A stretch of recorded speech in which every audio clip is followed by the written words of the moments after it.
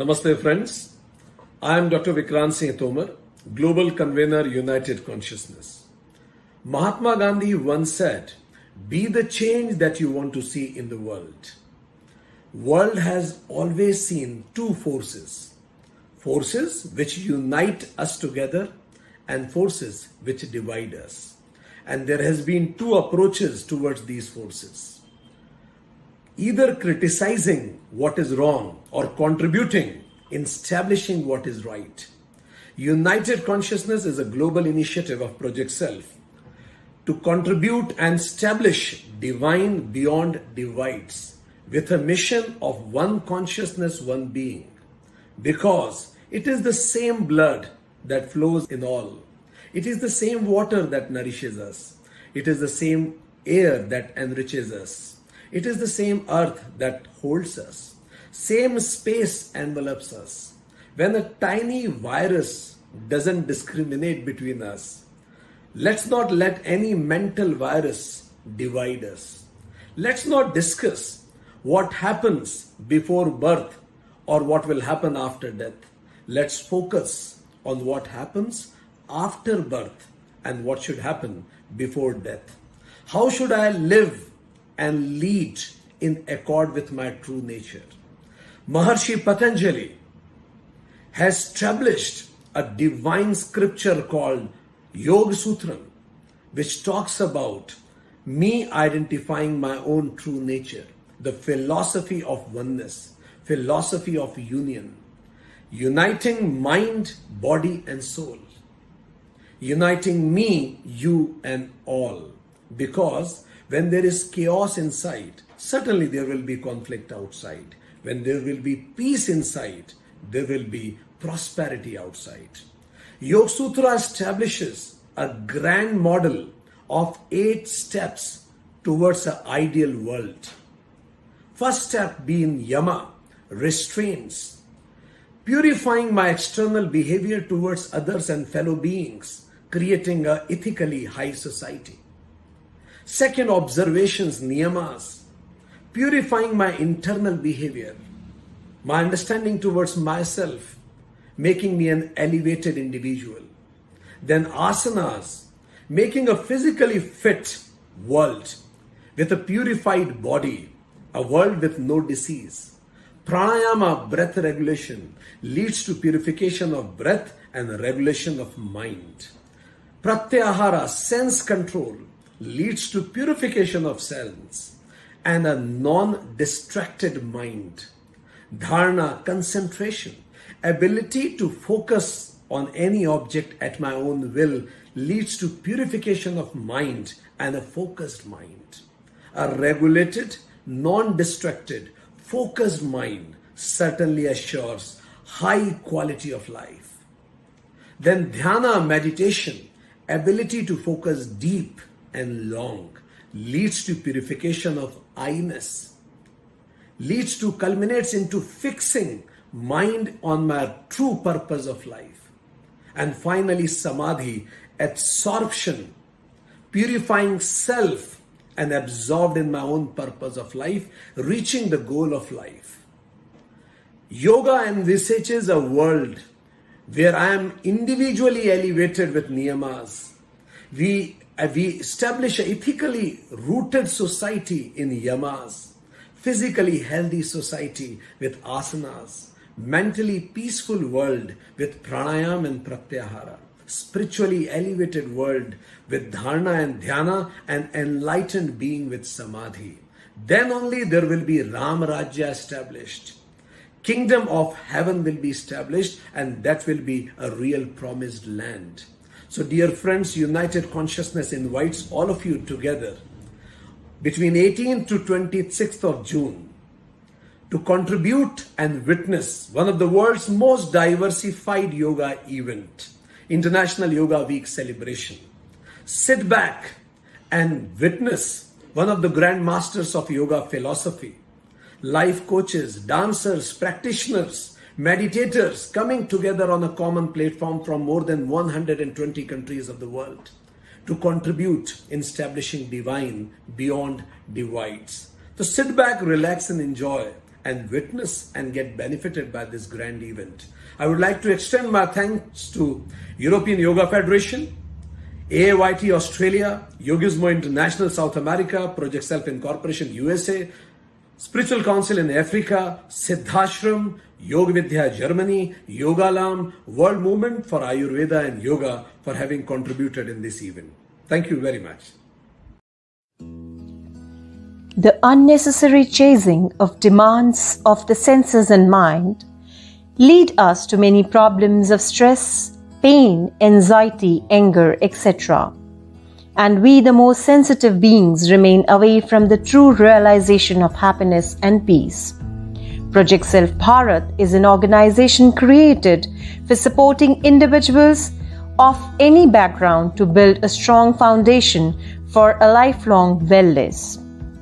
We focus on a holistic view of human personality and aim to bring the body, mind, and spirit into a balanced and healthy state. Our vision is to empower individuals to find harmony, peace, and completeness in themselves. Our program includes the Bhagavad Gita classes.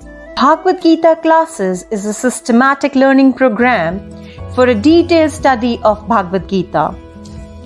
It aims to provide a world-class education program and knowledge base for Bhagavad Gita.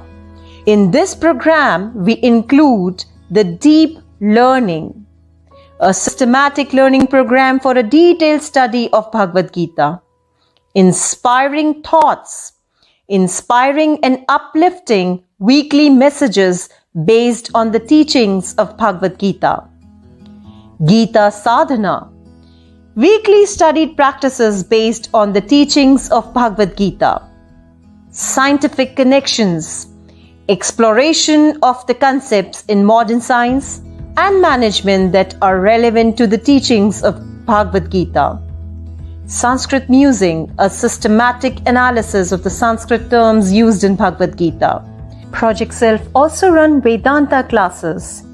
This is a systematic learning program for the study of Vedanta, one of the world's most ancient, broadest, highest and deepest spiritual vision. Project Self Bharat aims to provide holistic wellness program for the overall development of human beings.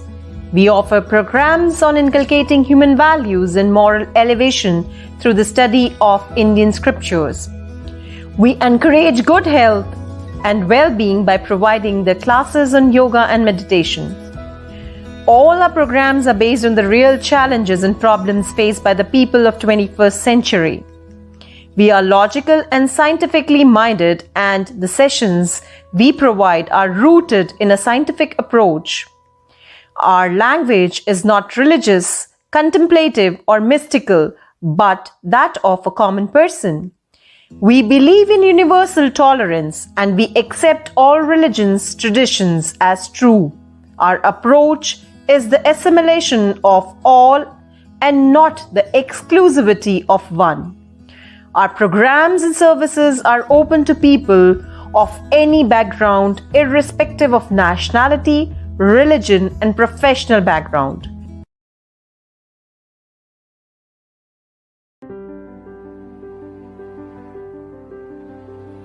I feel pleasure in welcoming our next guest, who is devoted to assist people to attain better health with the principles of well-being, self-help, and self-responsibility.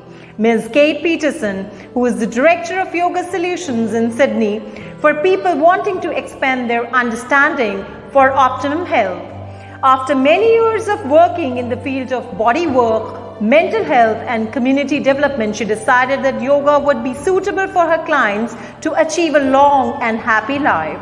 She was graduated in Bachelor's of Applied Science in Occupational Therapy in 1985. She has integrated her OHS specialization with extensive study in various body works modalities, yoga, massage, shiatsu, energy work, and microbiotic nutrition. Based on her extensive studies of 5 elements, water, wood, fire, earth, and metal, her programs work with these elements and their embodiments in the seasons, and also on the premise that the only constant in this world is change. She assists people to search and for use of these rhythmic cycles with themselves. So ladies and gentlemen, please welcome Ms. Kate Peterson. Thank you so much for inviting me to talk today. I really am feeling very privileged to be amongst such an incredible group of presenters. First of all, I would really like to start what we're talking about today by expressing my acknowledgement of this country that I'm teaching on here, the Camaragal country in the UNH nation, and to extend my sincere respect to elders past and present and future, and to offer up, I guess, the hope that what I'm doing today or how we're talking today will in some way kind of contribute to the custodianship of this beautiful country and this beautiful land. And I also extend my respect, my deep, heartfelt respect to all of you in whichever part of the world you're in, and hope that your elders and your previous people will also accept my sincere respect. So I guess it's really only by conversations like Dr. Vikrant Singh Tomar has invited me here today that we can really start to evolve who we are and what we think and how we move as one big humanity. And so it's deeply delightful to be able to talk. You've invited me to speak about Karuna, and I'm going to take the liberty about talking about Karuna, yes, but also talking about Kanyini, which is the local equivalent here in my home country of Australia. And I guess for me, both of those concepts, Karuna, compassion, and Kanyini, are very, very parallel, but it's best to speak to things that I know and hopefully things that will inspire all of you. So I guess that it would be best to speak about Kanyini in the words of Uncle Bob Randall. And Uncle Bob Randall is a Yakanjara elder, and they are the custodians of Uluru, or some of you might know it best as Ayers Rock. You might also know it as perhaps I'm just going to show you a little picture, as perhaps the beating heart of Australia. So this, there we go. Let's just see if I can open it up to the screen. This is, let me try that again. Okay, I'll just cancel that. Sorry, my apologies. Technology, hey. Okay, that is Uluru, and that's the beating heart of Australia. It's right in the middle of Australia, right in the desert. And that's where Uncle Bob came from. So it's a beautiful rock, and it pulses. It pulses in the morning, it pulses at night, and it's quite amazing. So Uncle Bob was actually, I'll just stop that screen. Okay, my apologies. So Uncle Bob, I'm going to share you also a picture of Uncle Bob. Here he is. Let me see. Uncle Bob Randall has passed away now, but he was a very well-revered elder. Let me see if I can get that into the screen. There we go. That's much better. Much better. He has the big face. Anyway, so Kanyini is the local equivalent of Karuna, and its translation, I guess, is how he expresses it, is the combination of two words, which is responsibility and unconditional love. It's actually a relationship. It's an enormous caring with no limit. It has no time frame. It is eternal. And he says clearly, the purpose of being on this earth plane is to be of service to all that will be, to be willing to care for all things equally. So I really thank Jandamara Cad, the artist, for that beautiful picture of Uncle Bob. And if you look at it closely, you can see the contours, which is implying that we are the land, which is the name of this beautiful piece.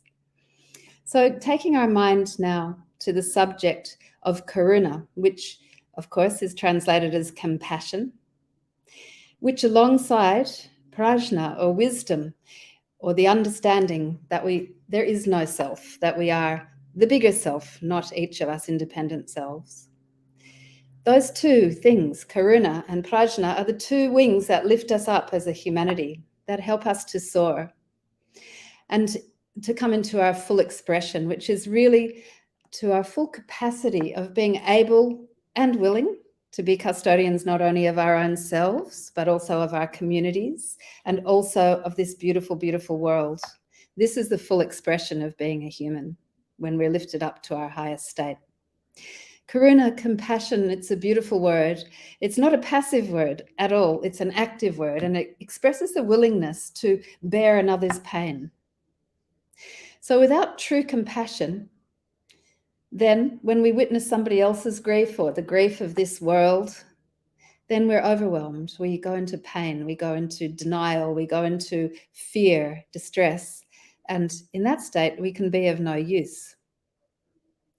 Being able to perfect karuna, or to work towards full compassion, karuna, and do that with prajna, the wisdom to understand that we are all one, that we're here in this family of life, all as one, well, that is yoga. That really is yoga. In other words, we're preparing ourselves to be of service, our body, our mind, and our spirit. That's really karuna.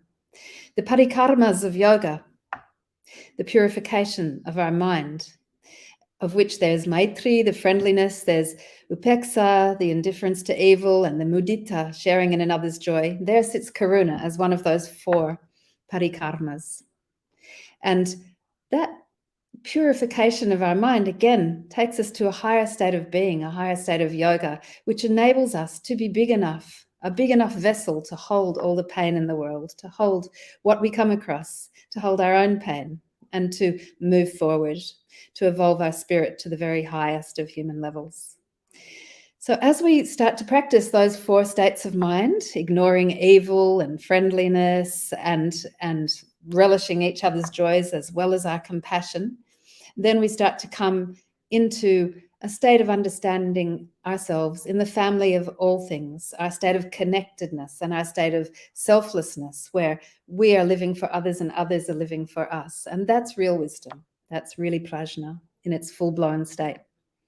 The practice of Tonglen, which I love to practice, and I hope some people here do too, the breathing in of suffering and the breathing out of compassion, and in of suffering and out of compassion. That capacity to take in that suffering and to be skillful enough in how we run our lives, in how we practice our yoga, to process that.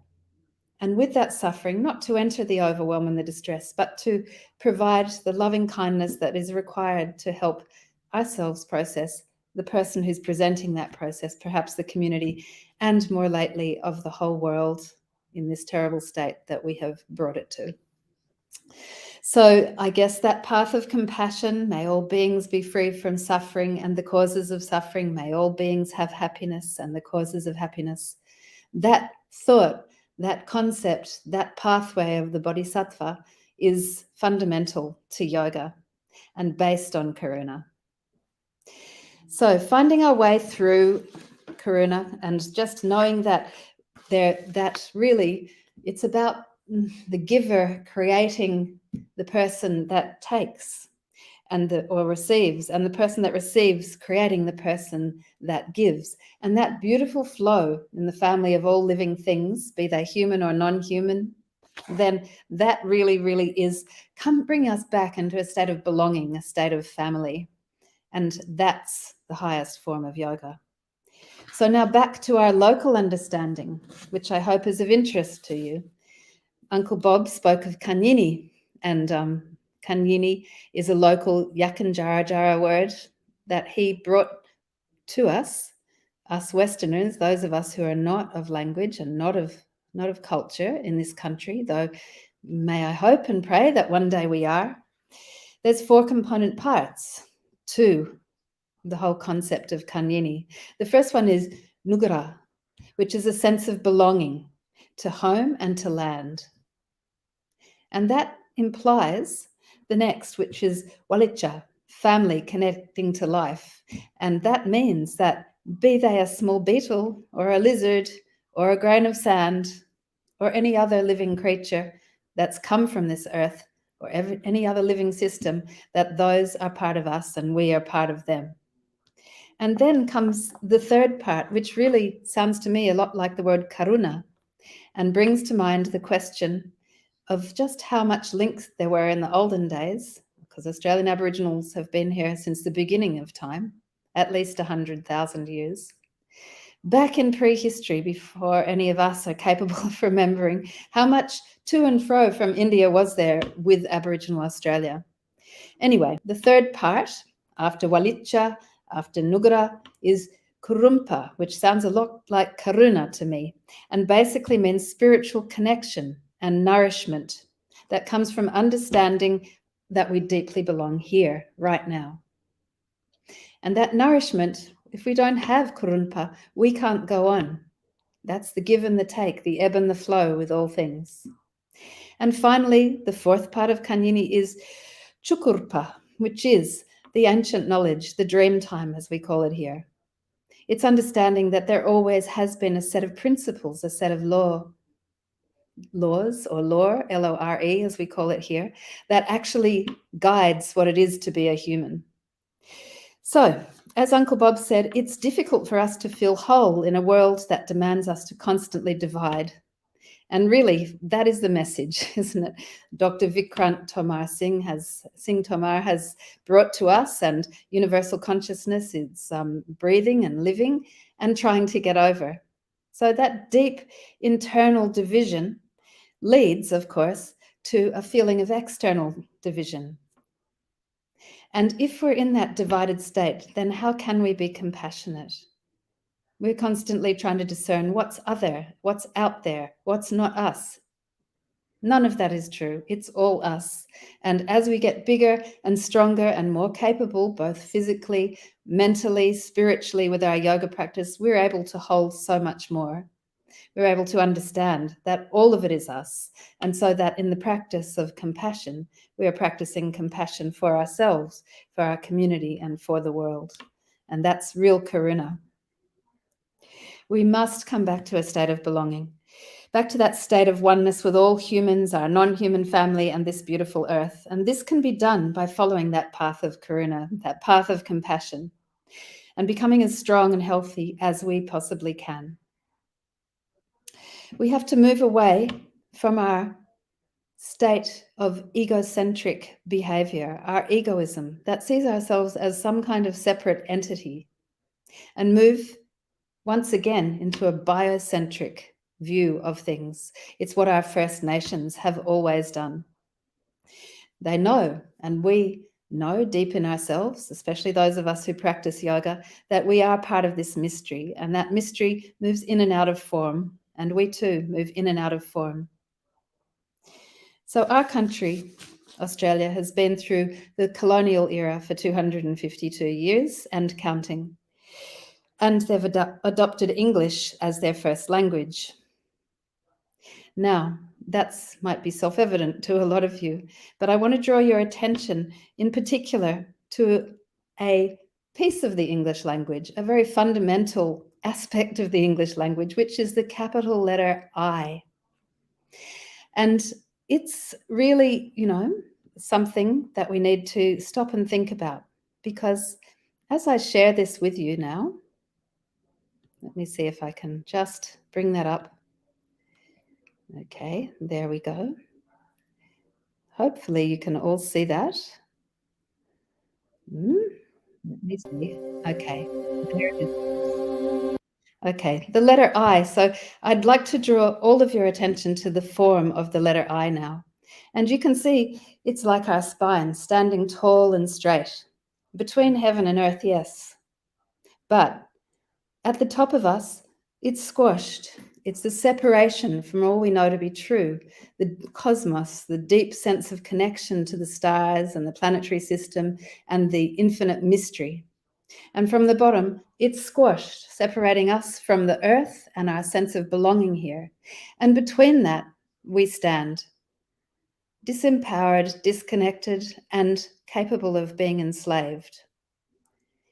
And so I just want to share this last little part of my talk with you all, which is a very short 50-second video, and hope that together we can come back to a biocentric, an earth-based, a connected sense of the infinite and us as part of that, and understand our majesty and our magic, and be able to share and revel and honor that in ourselves. And the pathway for getting there is compassion, understanding that we're all connected and we're all here to participate in the evolution of the human spirit through our yoga practice. So let me just share this. I'll be quiet.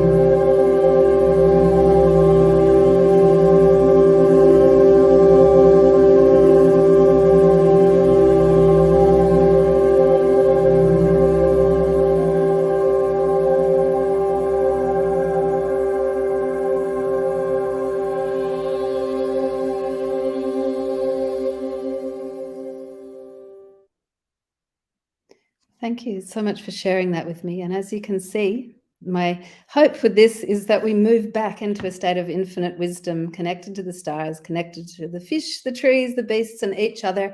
And I sincerely applaud Dr. Vikrant Singh Tomar's beautiful work and United Consciousness's beautiful work. And I really hope that this little piece that I've shared with you participates and assists in a really noble effort. Thank you very much. Thank you very much, respected Kat Peterson ji. I'm so inspired listening to what you said. I think that it is one of the best speeches on this topic I ever heard.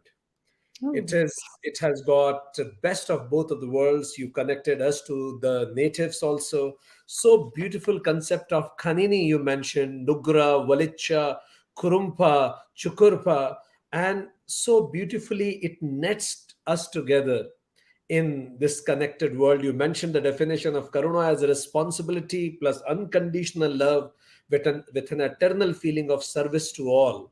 You mentioned that Karuna with Pragya becomes a yoga. And you also beautifully mentioned that Pragna, is something which teaches us that we are connected, one for all and all for one. So beautifully you elaborated upon that, how I separates us from we. And you made us understand that divisions are external and oneness is eternal. From being egocentric to be biocentric is your message that you gave all of us. And with every breath we should practice, breathe in the sufferings of the world. And with our own yoga sadhana, like Lord Shiva, he took all the poison inside and converted it into a nectar. So with our yoga sadhana, breathe out compassion. That's amazing. And it truly presents the spirit of united consciousness. If I have to pick few speeches who actually will represent what united consciousness wants to establish in the world, this speech will be one of those. So kind of you, respected Kat Peterson ji. Thank you very much for being here with us today. Thank you, Dr. Vikrant. On behalf of United Consciousness, I thank Ms. Kate Peterson for coming onto the platform of United Consciousness and sharing her views. Thank you so much. Our next guest is from Australia. She is Karine Shelshiers. She comes from background of social research, planning, policy and community development, and advocate of social justice. She has a Master's of Philosophy in Housing. She has been a teacher in higher education and was president of Australasian Association of Yoga Therapy. She is trained in the tradition of Krishnacharya and remains a student of Dr. N. Chandrasekhan and Saraswati Vasudevan. She presented a paper on the use of chakras in yoga therapy at the International Yoga Therapy Conference in Japan in 2018. She's teaching synchronized breath focused yoga, incorporating guidance for a calm mind, strengthening and revitalizing the body and restoring the whole system.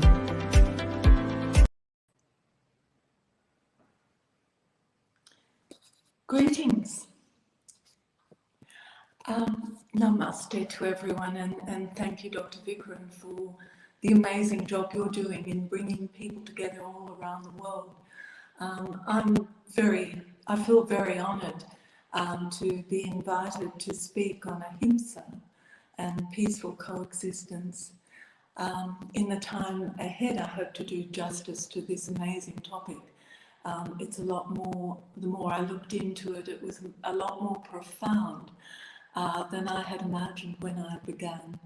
And I think as I say namaste, what I'd like to do is to highlight that if we respect the divine within, then ahimsa is a matter of being what we are rather than doing to anyone or anything.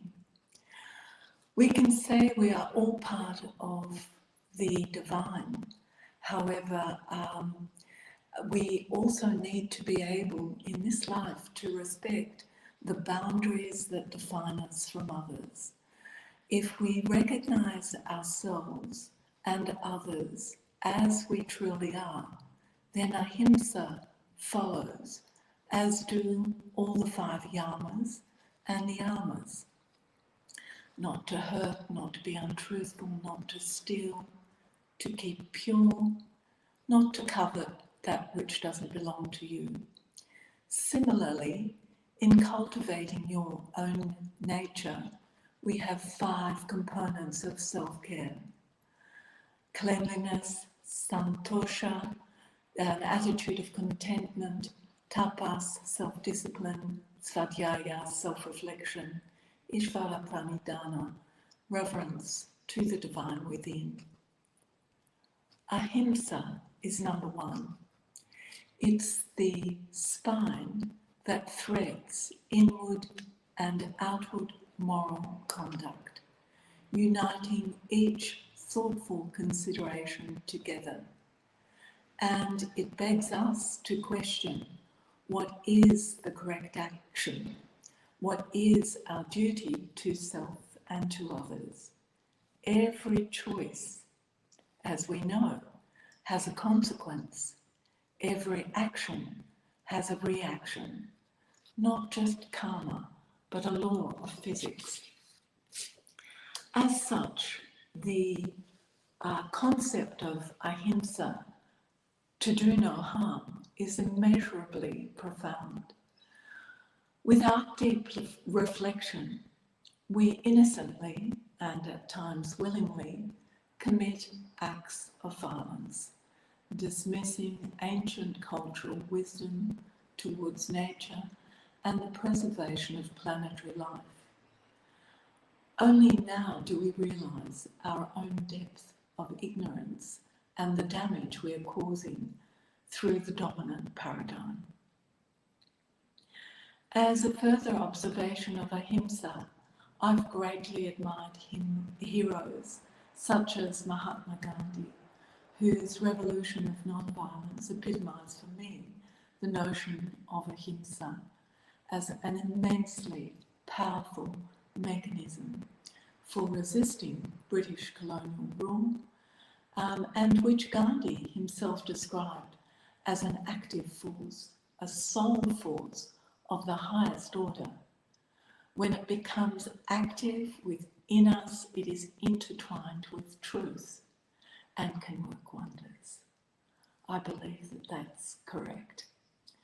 Religious texts, since time immemorial, have advocated kindness towards others. Treating others as we would want to be treated ourselves is the advice. And yet, thousands of years on, our modern world has heeded little such advice. The powerful exploit the vulnerable. Much of the world would appear to have lost its way. Our world's wealth is controlled by a few. We war and commit acts of violence against humanity itself, including racial wars, religious wars, drug wars, gun wars, wars that render populations poor, violence against planetary ecology, waterways, forests, revered species, violence towards women and children, the aged, those with disabilities, those that are different from ourselves. Violence towards Indigenous people, their innate culture, their language, their customs, their beliefs, lands and habitats. Violence in the extraction of global minerals and resources. Violence to the collective sustainability of the planet and our humanity's future capacity to preserve what we have. What a different world we would have if we followed the Panchayama and the Panchaniyama. Ahimsa alone is to be without harm, harmless to oneself, to others and to all living beings, implying a way of life, protection of our ecology and of nature in all its forms, including humanity. I started to ask myself whether it was possible to be able to do justice to the concept of ahimsa. Is ahimsa attainable? How would the world be if we showed compassion and kindness to fellow living beings, compassion of mind, spirit, and action? And in the last few days, I've seen something quite phenomenal. I was struck that after having had war with Western countries fighting in Afghanistan for the last 10 years against the Taliban soldiers, that their success has implied the Western soldiers' loss, but has sadly left their state in poverty. And more recently, we've seen an earthquake kill thousands of people. The West now has a choice to make, and that is to turn around and to assist people that are suffering as a result of this earthquake and the devastation that it's caused. And I think that it's one of the most phenomenal aspects of human nature, that we can be at war and then we can turn around and have that heart of compassion to help a community that we were at war with. I think that's a great act of humility and kindness that moves us towards the better aspect of humanity and allows us to transcend the lower states of violence. I consider the notion of ahimsa to be very much like a crystal. It aligns with truth and reflects a light from within, and importantly, it illuminates a pathway around us. Inward reflection on ahimsa logically begins with what we ourselves think and say to ourselves, that we look at our conditioning, that we look at our values, our thoughts, what we've been told, what we believe, how it influences us, how we construe our feelings, how we project our samskaras, our conditioned responses. There is, however, a gap between thought and action, like the spaces between the incoming and outgoing breath, where we can be conscious as to the direction and outcome that we're aiming for. Yoga teaches us to cultivate and foster the gap, to question our perceptions, to put the pause button on, the space between the breath, where in the calm of the moment we can change the course of outcomes, deliberate from unhealthy to healthy thoughts, from aggressive to calm, from unconscious to conscious, from victim to an active player that is in control, not out of control. I ask myself, how often do we commit harm without intending, without realizing, without being aware? And how often do we get offended by what someone else has said and done, be that intentionally or unintentionally, allowing us to be heard? That gap gives us a space, a pause in the moment to gather clarity, where we can take charge of the direction between cause and effect, not automatic but aware. Ahimsa is the search for truth. With inner reflection, we cleanse our minds, strip ourselves of illusion so as to act truthfully with integrity for the common good. As in the Bhagavad Gita, Arjuna's dialogue on the battlefield with Lord Krishna is one of procrastination, the difficulty in finding the right action, killing his relatives on the one hand, or defending the rightful entitlements of his family. Ahimsa is not straightforward. Harm, in this case, will ensue either way. Discerning the right path is that inward journey of consideration and contemplation with the higher self. Ahimsa demands single-mindedness, to be atoned or at one with that higher state of being and fearless of the decision that we discover, moving without faltering, going where our faith in the journey takes us. Ahimsa draws on self-reflection, on svadhyaya, calls on awareness of attitudes. It shines a path of moral truth in seeking to know one's own self.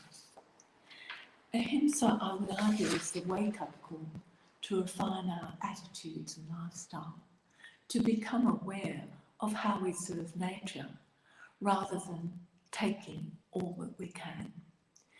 It's the act of moral discernment in our moment-to-moment decision, either to care or to ignore, either to preserve or walk away, to protect or to pretend that it's okay.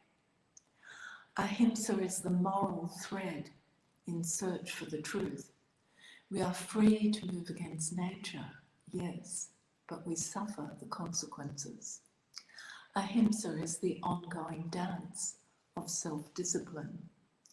Tapas, awakening to the reality of our choices and our consequences. Ahimsa is inner and outer kindness. It is respect for self, not passivity, but a deep inner conviction. It's a journey that ignites insight beyond the persona, beyond the roles we play. Ahimsa is a reflection on that place of clarity that observes and knows the steps of kindness to preserve our future. Ahimsa is the hero's journey, the hero who pursues the golden fleece, delivers the light in the darkness, finds balance in harmony within. It is to take exactly what is enough and to share with those that are weaker. It is the cyclical moment of life, death and renewal, to be respected and revered. It is the reflection of a pattern language inherent in nature, like waves in the ocean, a gracious regeneration in the forces of nature. Ahimsa is indeed the law of future survival. It shines a light of truth on peaceful coexistence. It is about collective collaboration within our global system of humanity, working with ecology. It is about viveka, discernment of the clarity. It is the story of yoga, searching and finding the pattern and the purpose in everything. Peaceful coexistence is a state of being, a state of inner awareness that allows for collaborative action. It begins with the flame of intention, moves to deep reflection and reverence that ignites the light within and shines throughout all our actions. May peace be with you all. Namaste. Thank you. Thank you very much, respected Kirinji. We are always honored to have you on board as our board member of United Consciousness, and such a beautiful elaboration of ahimsa, which is the need of the hour. You mentioned about Honorable Gandhiji. You also mentioned that the base of ahimsa is treating others as you want it to be treated. You rightly said that it is an active verb rather than a passive observation. You said that there is a gap between thoughts and action, cause and effect, action and reaction, and that gap should be filled by yoga to take charge and living life in control. You called upon the importance of swadhyaya that is followed by ahimsa. You rightly mentioned that it is the moral thread in search of truth. And so beautifully you concluded at saying that ahimsa leads to a collective collaboration and working with ecology, which is the must for this planet today, and it is the foundation of our peaceful coexistence. So it is a very elaborative, thought-provoking talk on ahimsa. We are so honored that you blessed us today. Thank you very much. Thank you. Thank you very much. All the best. On behalf of United Consciousness, I thank Ms. Karine Chesser for coming onto the platform of United Consciousness. Thank you so much. On behalf of United Consciousness, I take this opportunity to welcome our next guest, Ms. Medina Bandashova. She's a yoga practitioner and instructor from Dushanbe, Kazakhstan. She started training in yoga in 2015. She's curious about various schools of yoga and continues to explore and learn about them. After 5 years of engaging with yoga, she started training beginners. She believes that teaching yoga to others has improved her own practice, and it has brought many positive changes to her students as well as her life. Namaste. My name is Medina. I'm from Dushanbe, Tajikistan. I started practicing yoga in 2015 in 55 Spirit and then in the Embassy of India in Dushanbe, Tajikistan. In 30 minutes, I'm going to demonstrate you my daily practice. First, I will start with pranayama as usual. Then I will do Surya Namaskar and demonstrate some other asanas. Thank you.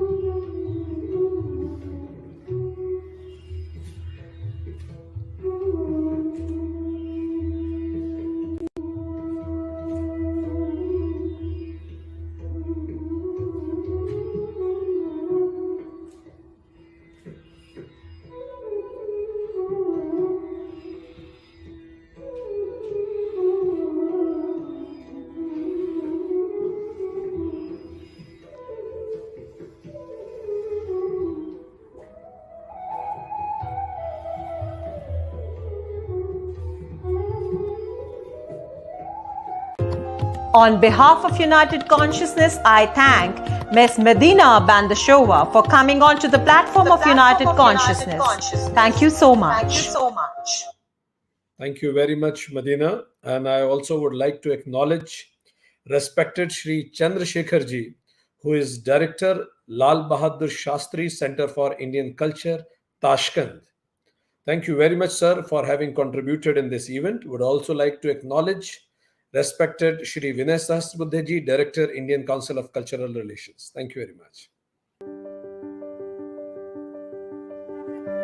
It's my privilege to welcome our next guest, Shri Subodh Tiwari ji, who was born in the yogic atmosphere at Kaivalya Dhama, Lonavala.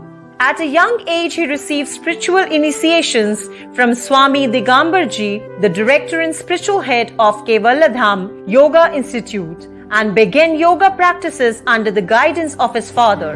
He pursued higher education in Bombay in law and a diploma in human resource management, and is presently pursuing the master's degree in human resource management. In 1992, he completed his certificate course in yoga. He joined as the administrator of the Sadatgupt Yogic Hospital and Healthcare Center, and also shouldered the responsibility of administration of the institute implementing improved system. He initiated and coordinated programs to train school teachers in yoga of Navodaya School Kendra Vidyalayas and for schools in the state of Maharashtra. He was the coordinator on behalf of the institute for the scheme of promotions of yoga in schools by the Minister of Human Resource Development. He was also the coordinator of the schemes of school health under the Department of Ayush, Ministry of Health and Family Welfare. He has been organizer and convener of various international conferences organized by Kaivalya Dhama, Lonavala. He has spoken at various national and international conferences. He visited the countries like USA, Canada, Macau, Mauritius, Germany, France, and Italy to conduct yoga workshops. He is also the secretary of the Lonavala Citizen Forum. His goal is to qualitatively enhance the life of an individual through the practice of yoga and enhance the quality of environment through human efforts. So, ladies and gentlemen, please welcome Shri Subodh Tiwari ji.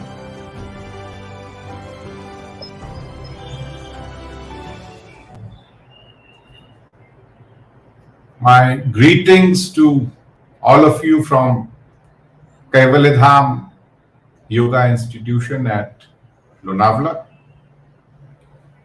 We'll just give ourselves a few seconds and recite the Shanti Mantra before I go on to speak on one of the most profound topics which has been suggested for me, and that is meditation or dhyan and its techniques.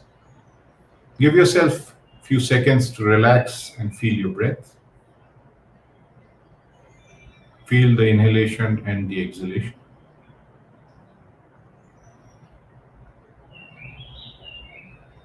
Inhale. Om Sahana Bhavatu Sahanau Bhunaktu Sahaviryam Karvavahai Tejasvina Vadhitamastu Ma Vidvishavahai. Om Shanti Shanti Shanti.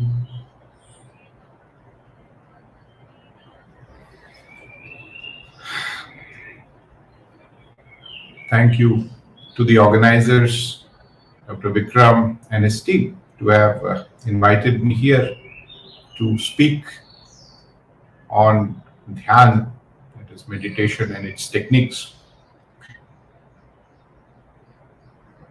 I come from Kaivalya Dham, an institution established in 1924. And one of the most important aspects was that Swami Kaivalyananda ji, who started the scientific research in yoga for the first time in the world, emphasized on two very important aspects, which initiated a snowball effect in the world of yoga research. The common perception of yoga on its physical well-being still holds the majoritarian view. But Swami Kaivalyananda ji started the research in the field of Antaranga Yoga, though it was very difficult. And all of us know the Antarang Yoga, the aspect of dharana, dhyana, and samadhi. So out of Ashtanga Yoga, I just reiterate, everyone is knowledgeable, everyone has information. But when Yama, Niyama, Asana, Pranayam, Pratyahar are the part which are to do, or the Bharanga Yoga, the Dharana, Dhyan, Samadhi are what happens, and it is the reflective part, it is the awareness part, it is the observation part. And he initiated research projects on understanding these states of human consciousness, the states of human mind. I always say that most profound in life are in fact very simple. And similarly, the understanding and practice of dharana, dhyan, and samadhi are of profound importance. But for a sadhak who is sincere in his approach, it is simple because it is more about observation, awareness that results in transformation. You cannot compartmentalize dhyana, and therefore I cannot speak alone only of dhyan and its techniques, because there is a prelude to what you do, what gets you to the state of dhyan. And this is very important according to me personally, according to the philosophy of Maharishi Patanjali, according to Yoga Sutras. Maharishi Patanjali describes the state of dharana, deshabandhasya chittasya dharana, and that is, in common terminology, we may say concentration. And then he is emphatic on the fact that when you continue to practice dharana, dhyana will happen. Like a pendulum, you concentration, it goes to dhyana, comes back, goes to dhyana and comes back. So dhyana is a state which happens and which is not to be practiced. It happens. The emphasis is on the aspect of happening, the aspect of being and not doing. And this is the simplistic aspect which we need to understand. So you practice concentration, and Patanjali goes ahead and defines dhyana.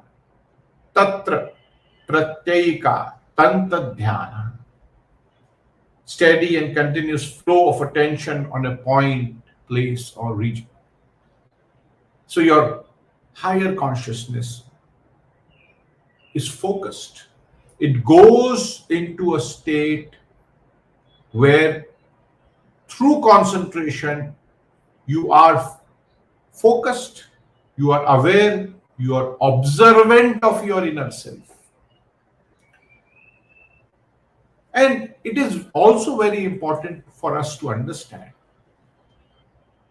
when we look and understand Ashtanga Yoga, we speak of yamas and niyamas and asana and pranayam and pratyahar and dhana. Friends, if we look at from one of the most important dimensions or definition of yoga as yoga's chitta vritti nirodha, then we have to understand that yamas and niyamas are something which will not only be practiced because we want to start practicing it, or they are not some processes which you can immediately go practice, but according to my understanding, which might be new for many of you, yamas and niyamas would majoritarily be also an outcome of practice of dhyana. Because when you are able to maintain yourself in the state of dhyana or meditation, the byproduct is the change of the consciousness in you, where the aspect of ahimsa, satya, asteya, parigraha, brahmacharya, or sauch, santosh, tapas, swadhyaya, ishwar, pranidhan are strengthened. They are the byproducts. They come out of that state of being in dhyana. And therefore, friends, dhyan often, I believe in today's world, is misunderstood to an extent that there is too much of talk about doing dhyana and practicing dhyana. Whereas our focus and our awareness, our effort should be practice dharana, dhyan will happen. And so you will have to be more observant, more aware about it, more aware of your internal self. Swami Kuvalanandaji, right in 1940s, did a very interesting experiment. He had one individual in state of dhyana, almost in state of laya samadhi, very high level of meditative condition. And another individual was placed in a hypnotic trance. And he wanted to understand what is the difference, because for us, we have to realize that internal journey is not easy. So for a person to be evaluated in a lab setting for differentiation between being in a state of meditation and in a state of hypnosis was very important. So a gentleman was in both the stage, and there were various stimulus which were given in the laboratory. Cold water drops were put on the thighs of the practitioners, both of them. A pin was pricked to both of the practitioners. Hot wax was put on both the practitioners. One in state of hypnotic trance and one in the state of deep meditation. And what were the scientific evaluation and results? The scientific evidence said that individual who was in state of hypnotic trance, though from the external self looked and seemed to be in a state of complete equilibrium, his statistics, his scientific parameters fluctuated. His heart rate fluctuated. His skin reaction fluctuated. We could see there was a reaction in it. That means that the level of consciousness was still there at the superficial level. But the individual who was in a deep state of meditation, whose consciousness was completely internal, did not show any changes in his parameters such as heart rate, skill galvanic resistance, or temperature. And when this gentleman was asked after the experiment, he says, I was aware of what was happening around me, but it did not impact. So meditativeness, meditation, dhyana is a state where we are able to continuously internalize our consciousness in a very simple term. Because there can be a lot of sutras which can be quoted, there can be a lot of philosophy which can be said. So many learned people around. But our dimension is that it's a state comes out of practice of dharana, and you are able to completely enable yourself to internalize your consciousness of awareness. Is it easy? Is it that one person sits in dhyan and he is able to maintain that state for a long time? No. It is an happening which occurs bit by bit. More the practice, more the time you spend in state of dhyan. So you might have 5 minutes and then you may start thinking, your mind goes away, your concentration breaks. That is fair, that is okay. You have slowly to grow in a state of meditation. You have to slowly grow in the state of dhyana. Everything else helps you to go there. And everything else is also a byproduct of dhyana.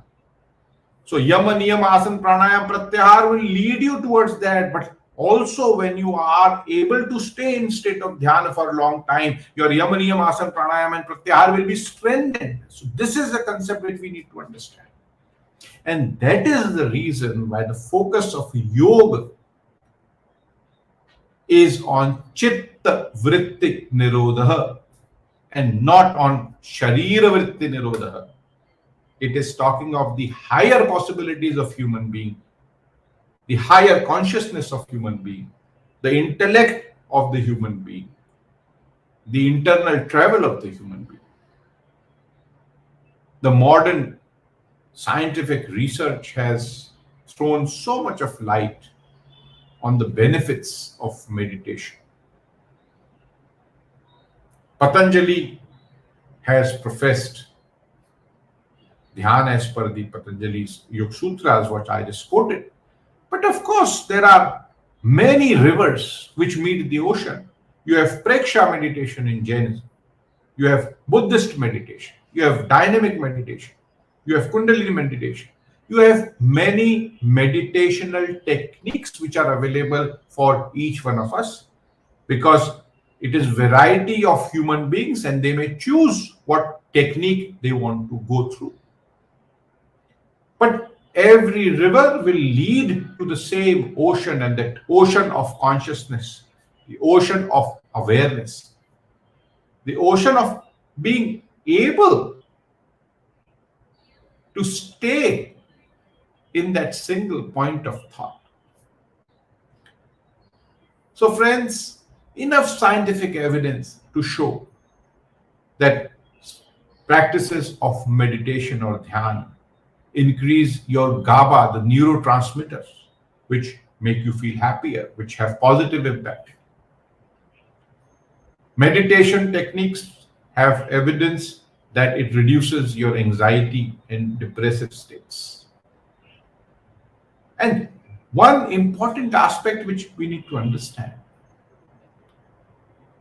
that one's ability to continue in that state of dhyan or meditation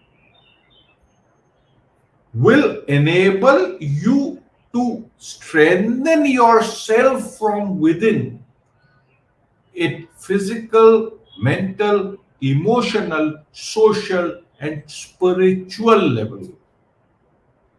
Because I say it is not apparent, but there is a huge transformation which happens through these practices. And when you experience a state of meditation, that is a state where you are, in fact, going to be wise and not otherwise. So I thank the organizers to have given me this opportunity to speak on this subject.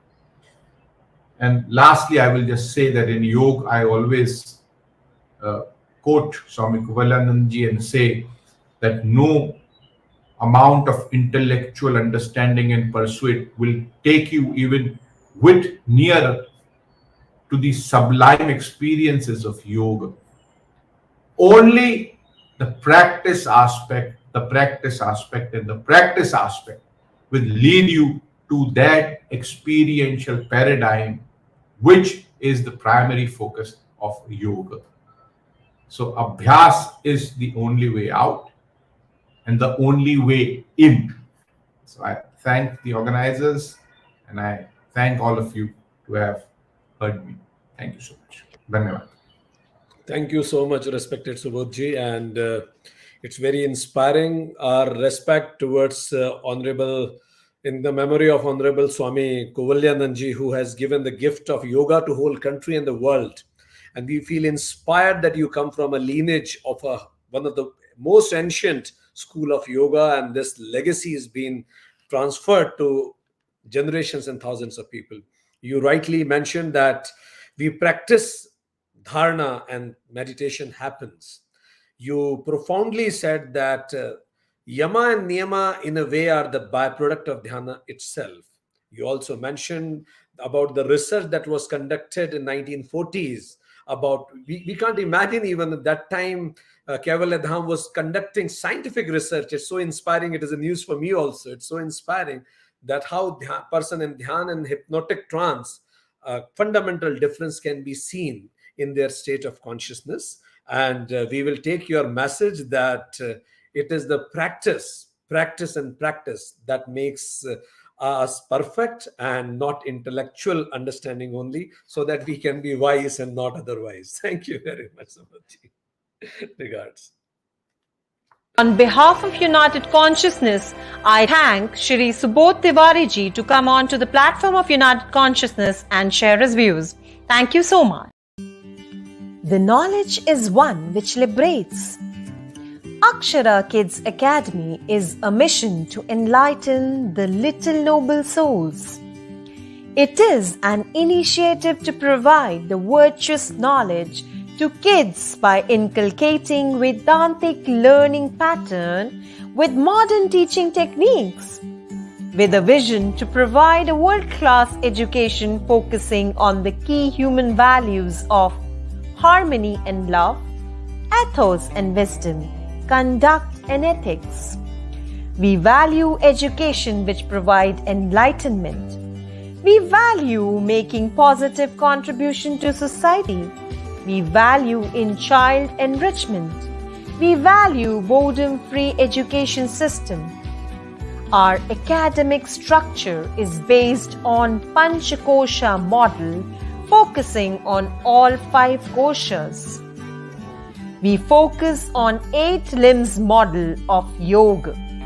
We provide modern education by focusing on motor skills, brain architecture, emotional intelligence, memory development, and logical reasoning. In God we trust. Life is a yajna. My first step towards enlightenment. When there is meditation, there is no need of medication. One track mind by mantras. Respect for our roots. My nation is my pride. Yajna towards Ma Prakriti. One in all and all in one. Family that lives together, eats together. The 2 pillars of my life, mother, father. The pillars of my success, my guru. India lives in me, unity in diversity. One conscious, one being. Akshara Kids Academy strives to shape the future of unprivileged and underprivileged kids having urge of learning. Kindly lend your hand too in this yajna.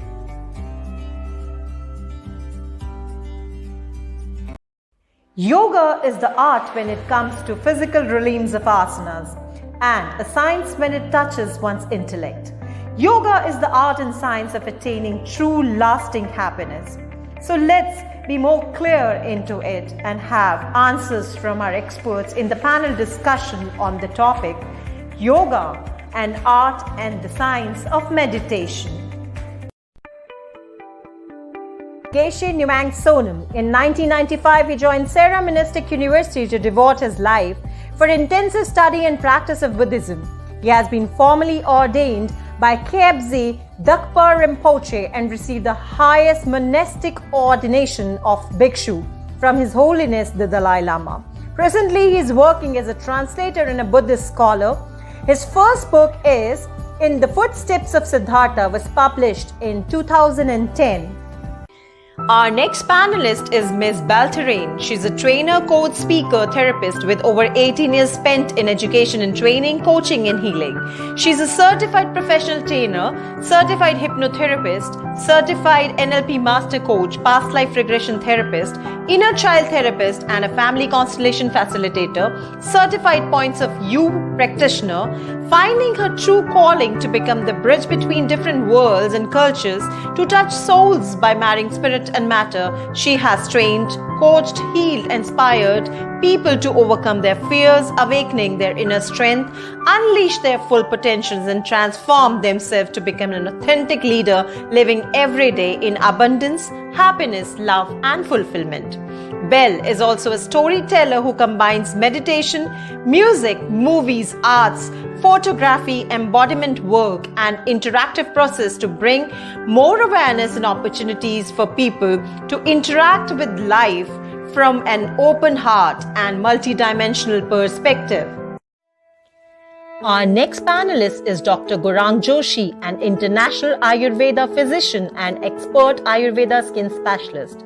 He is director in Atharva Multi-Speciality Ayurveda Hospital, Cancer Research Center, and president of International Cirrhosis Foundation.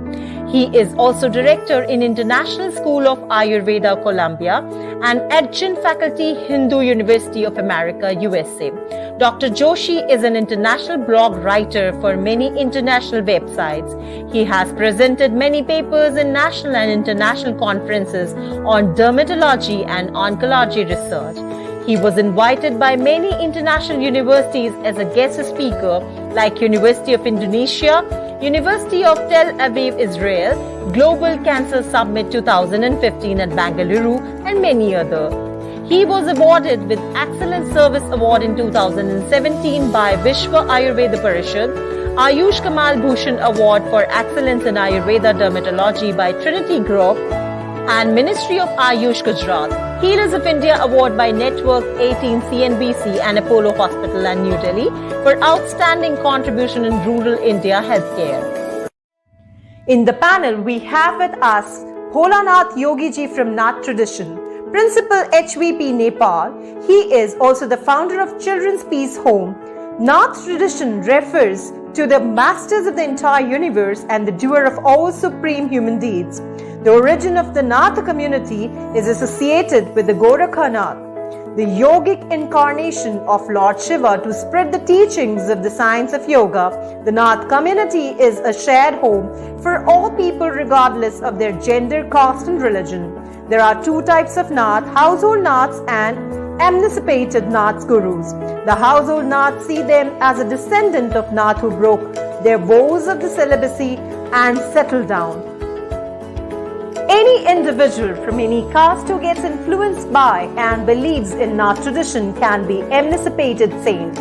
They must follow the 3 steps of teaching, emancipation and Gorakhabana. The Naths follow 12 panthas, 12 ideologies having 12 communities or 12 surnames, and there were 6 gurus of Shiva Yogi and 6 gurus of Gorakha Yogi. The Naths further follow the principles of Chaurasi Siddha. In Nath's tradition, 84 enlightened gurus have explored the basis of the survival of every creature. Nath Sampradaya has 9 Naths who were Siddhas and had perfected their mastery of yoga. Today's panel discussion will be moderated by Dr. Vikrant Singh Tobar, convener United Consciousness. Dr. Tomer is an acknowledged trainer, academician, scholar, writer, and a management consultant. He's a freelance trainer and served the cabinet ministers of state, MLAs, police officers, and tycoons of the business world. His aim and objective is universal brotherhood and happiness through harmonizing the knowledge from the ancient scriptures into our lives. So I welcome all our guests. Today's panel discussion will be moderated by Dr. Vikrant Singh Tobar, convener United Consciousness. Dr. Tomer is an acknowledged trainer, academician, scholar, writer, and a management consultant. He's a freelance trainer and served the cabinet ministers of state, MLAs, police officers, and tycoons of the business world. His aim and objective is universal brotherhood and happiness through harmonizing. Namaste, respected experts. We acknowledge your presence, Dr. Gaurangji. Welcome once again. We acknowledge your presence, Bholanathji. We acknowledge your presence, Geshe Sonamji. We acknowledge your presence, Belfriend. And we acknowledge and respect the presence of all our audience watching us today or will be watching us in future in this panel discussion on yoga, art or science or both. So, dear friends, we are observing International Yoga Week across the globe. As they say, whether yoga is art or science, we are going to discuss this today. I'll go directly to Dr. Gaurang Joshi, who has been a practitioner of yoga, Ayurveda, Marma therapy. So, Dr. Gaurav Joshi, in your opinion, whether yoga is art or it is a science? Namaskar to everyone. Thank you, Vikramji, for inviting me again for this very nice uh, uh, brain churning and very intellectual talks on yoga, mindfulness, meditation. Actually, yoga is a combo of art and science and mindfulness, in my experience. Even meditation, though we are saying it's a technique, but I can say it's a feeling from your inner. When you are doing yoga or you are doing meditation, you are focusing on something. As a practitioner, I can say people are always in search of happiness. What is happiness? To remain physically fit is the only way of happiness? No. Actually, Ayurveda says, Sama dosa samagnisa samadhatu malakriya prasanna atmendriya mana swasta iti bhidhi. I think we lost him in between. Hello? Yes, please carry on. Yes. Yeah. Here again, I would like to tell you there is a definition of swastha in Ayurveda is clearly mentioned that prasanna atmendriya means your soul, your body. Prasanna atmendriya, mana your mind. So we need to include body, mind, and soul. It's a whole combination. So we can say it's science, we can say it's an art, or in my practical experience, it's a feeling from your internal mind, your soul, from your body. Everything remain in a perfect form. in a That perfect is form. called That a is real called a state of real healthiness. state of And by healthiness. following And yoga, by by following following yoga, meditation, by following following pranayam, you will definitely experience the inner calmness, inner happiness, and that is the real state of the health. Thank you. And after COVID, people are experiencing lots of stress, lots of physical and mental challenges. And by adopting the simple techniques of yoga, meditation, and pranayam, I am very much sure, even I am advising to my patient to follow yoga daily, to follow meditation every day. Because no, it's not a wonder. See, people are following, sometimes I also experience that on the day of international day of yoga, people are doing yoga, meditation, pranayam. It is not a one day wonder. You need to follow it each and every day of your life. Even when I am here, before I come into my clinic or in my chamber, I always doing meditation, I'm always doing pranayam, I'm doing yoga, and by finishing all the rituals daily, then and then I'm entering Thank you. into my office. That give me extra energy, that give me happiness, that give me positivity because I'm working with the patients those who are coming with the negativity, and I Thank you. need to provide them and pass them the positive energy. And this Thank is you, the Doc. art, and one must So, Dr. learn Joshi, these yes, techniques of meditation and pranayama. Dr. Joshi said that it's both art and science because it is about your inner feelings. And when your mind, body, and soul all are happy and elated, then you say that yoga is getting established in you. We have Bell Tren with us from Vietnam. Bell, you have been working with people there, you have been taking them to their inner journey, inner child. What have you noticed? Whether yoga is art or science, or is it both? Yes, hello. Namaste, everyone, and thank you, Vikran, for inviting me again this year. And I'm very honored and to join this panel discussion. And from working with many people, and especially uh, helping them to connect with themselves, I find that yoga and also meditation is a very important part that many of us are actually missing right now in the world, because actually like every day we work, we are too busy, and actually we don't have time to go within, and every day we wake up and we have to brush our teeth, So that is something that we have to do for our body, but for the mind and actually for the heart, for the feelings, we don't spend time for that. And actually, when we do yoga or meditation, and if it's a combination, that would be the great, the best, because it's the integration of body, mind, spirit, and the soul. um, Meditation, actually, when I help them to connect with their inner child, I need to help them to calm their body, their mind, and get in touch with the emotions, which many of us are actually avoiding, or we just don't know how yet. So when we do meditation, people usually ask me, I don't know how to meditate. I don't know how to do yoga. I say, yoga, some people think that it is about the body. You have to be very flexible. But I said, no, there are many, many different kinds of yoga and also many different kinds of meditation, active meditation, and then, the one that you sit and be calm. So what I find out during my journey is some people, they're not able to sit still when they start to meditate. And that's why I use music. And sometimes I also ask them to do walking meditation, where they are really just mindful of what is going on in the body, or how the feelings with to connect to the earth, the barefoot. And music and or movie meditation is what I downloaded in my meditation, actually, to help people connect with their inner emotions through all the images and visions that they see from the movie. And then we will ask certain questions for them to reflect on their own life through the Thank you. characters. Yeah.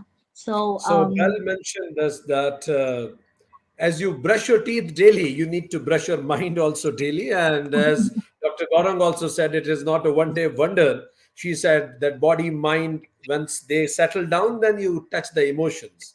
Lots of work has been done. I think one of the philosophies which has worked the maximum in the field of meditation is Buddhism. So we have respected Geshe Sonam Laji here with us. Geshe Laji, how this meditation is seen by Buddhism, the science of meditation or art of meditation, how it is seen by Buddhism. Would you like to reflect upon it? So basically, if we look at our emotions, we have disturbing emotions, we have positive emotions, and we have neutral emotions. So when we have disturbing emotions, we are not mentally happy, and because of that, we are also physically disturbed. So controlling, neutralizing the negative emotions, and then, if possible, try to cultivate the positive emotions, and if not, then stay neutral, mentally neutral. That's something we can do in meditation. So it's meditation basically addresses mental disturbances that we have. So according to Buddhism, we classify two kinds of meditations. One is contemplative meditation or analytical meditation, and another one is single-pointed meditation. So analytical meditation is very important because, for example, if we want to overcome emotion of anger, right? If you don't do analytical meditation, then it's very difficult. Either you stop thinking about the reason why you are angry or the person you are angry at, or if you cannot avoid that, then there's no means by which you can counteract anger. So in the case of anger, you need analytical meditation. You need to analyze why you are angry. For example, even Saint Chandrakirti says, if by retaliating in response, Bholanathji, I request you to switch off the mic. Bholanathji, please switch off your mic. Okay, Yes, thank please. you. So, for example, the great Indian Nalanda saint, I think of 8th century, 7th, 8th century. So Chandrakirti, he says, by retaliating in response to a harm done upon you, would it undo the damage done to you first? So if somebody has harmed, broken something that belongs to you, by retaliating, breaking something else that belongs to him, would it bring back, revive your own broken cup also? No. So in undoing the damage, no help. So in the future, you want to be happy. And right now, you won't be happy. So by being angry and retaliating, neither would you be happy in the future, because anger is a very negative karma. And while you are under the influence of anger, you don't enjoy the moment. So you need reasoning to counteract anger. So that's to do with analytical meditation. Now, as far as single-pointed meditation is concerned, sometimes we are mentally so disturbed, and we need to retain the peace of mind, neutralize the mind. For example, if there is a lot of traffic jam, you won't be able to drive properly. So you need to reduce the traffic jam. So single-pointed meditation is like reducing the traffic jam that is there in mind. Thank you. So laxity, two points. One is mind become very dull, laxity. Another thing is it becomes overexcited and starts thinking so many things. So at that time you need single-pointed meditation. So purpose of meditation is to calm your mind, and it's actually, you can say easily, it's for mental health. Thank you. So elaborative, systematic points. He mentioned that if you are three kinds of emotions, positive, negative, or neutral, you begin with converting negative into neutral and then converting neutral into positive. That this is the way. And for that, he mentioned contemplative and single pointed. We have Bholanath ji from Nath tradition. Bholanath ji, how should we approach yoga through Nath tradition? What Nath tradition says, how should I begin approaching yoga as an art? If I want to know, I need to start doing yoga or meditation. How should I begin? What is the art of it? Bholanath ji, till Bholanath ji joins us back, let me again come to Gaurang ji. Gaurang ji, you mentioned about if yoga, meditation, and pranayama simple techniques done, it will create great impact. Please provide us one or two simple techniques that anybody can do, whosoever a person who doesn't practice it at all would like to start from tomorrow. In very brief, Gaurang. Yes, very nice question, Vikramji, you asked me. I'm always insisting my patients, even I'm doing myself, that is reflection meditation. Reflection meditation is a simple technique.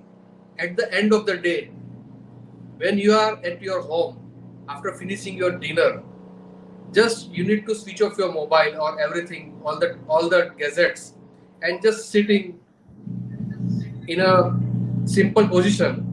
Just close your eyes and just start reflecting from the day beginning, when you wake up to go to bed, what you have done, what kind of food you have taken, what the activities you have done during the day. Have you made anyone happy? If anything happens with you that make you feeling of hurt, everything from the professional life to personal life, from the food, from the breakfast, from the lunch, everything you need to reflect each and every incident during the day. You need to just focus on that, reflecting what are the activities you have done, what happens with you, what you have done with others, either professionally, either personally, either socially, everything. You need to focus, you need to reflect on that, and then after, you need to set your next day activities that tomorrow, because if you taken some lunch or something that you have eaten, if you like it, you like the taste, it's okay. If you didn't like it, then also you need to reflect that this was not good for me, this was not good. So in the next day, you need to focus what you have done today and what you are going to do tomorrow, right? So that is a reflection meditation. All the negativities will come out from this reflection meditation, and you will recharge with positivity of your mind, and that will give you an extra energy for the next day. So this is the very simple technique to come out from all the negativity. And after doing this reflection meditation, slowly, gradually open your eyes then only listen some music or some good books, reading some good books, spend the time with your loved ones, your family, and then go to bed.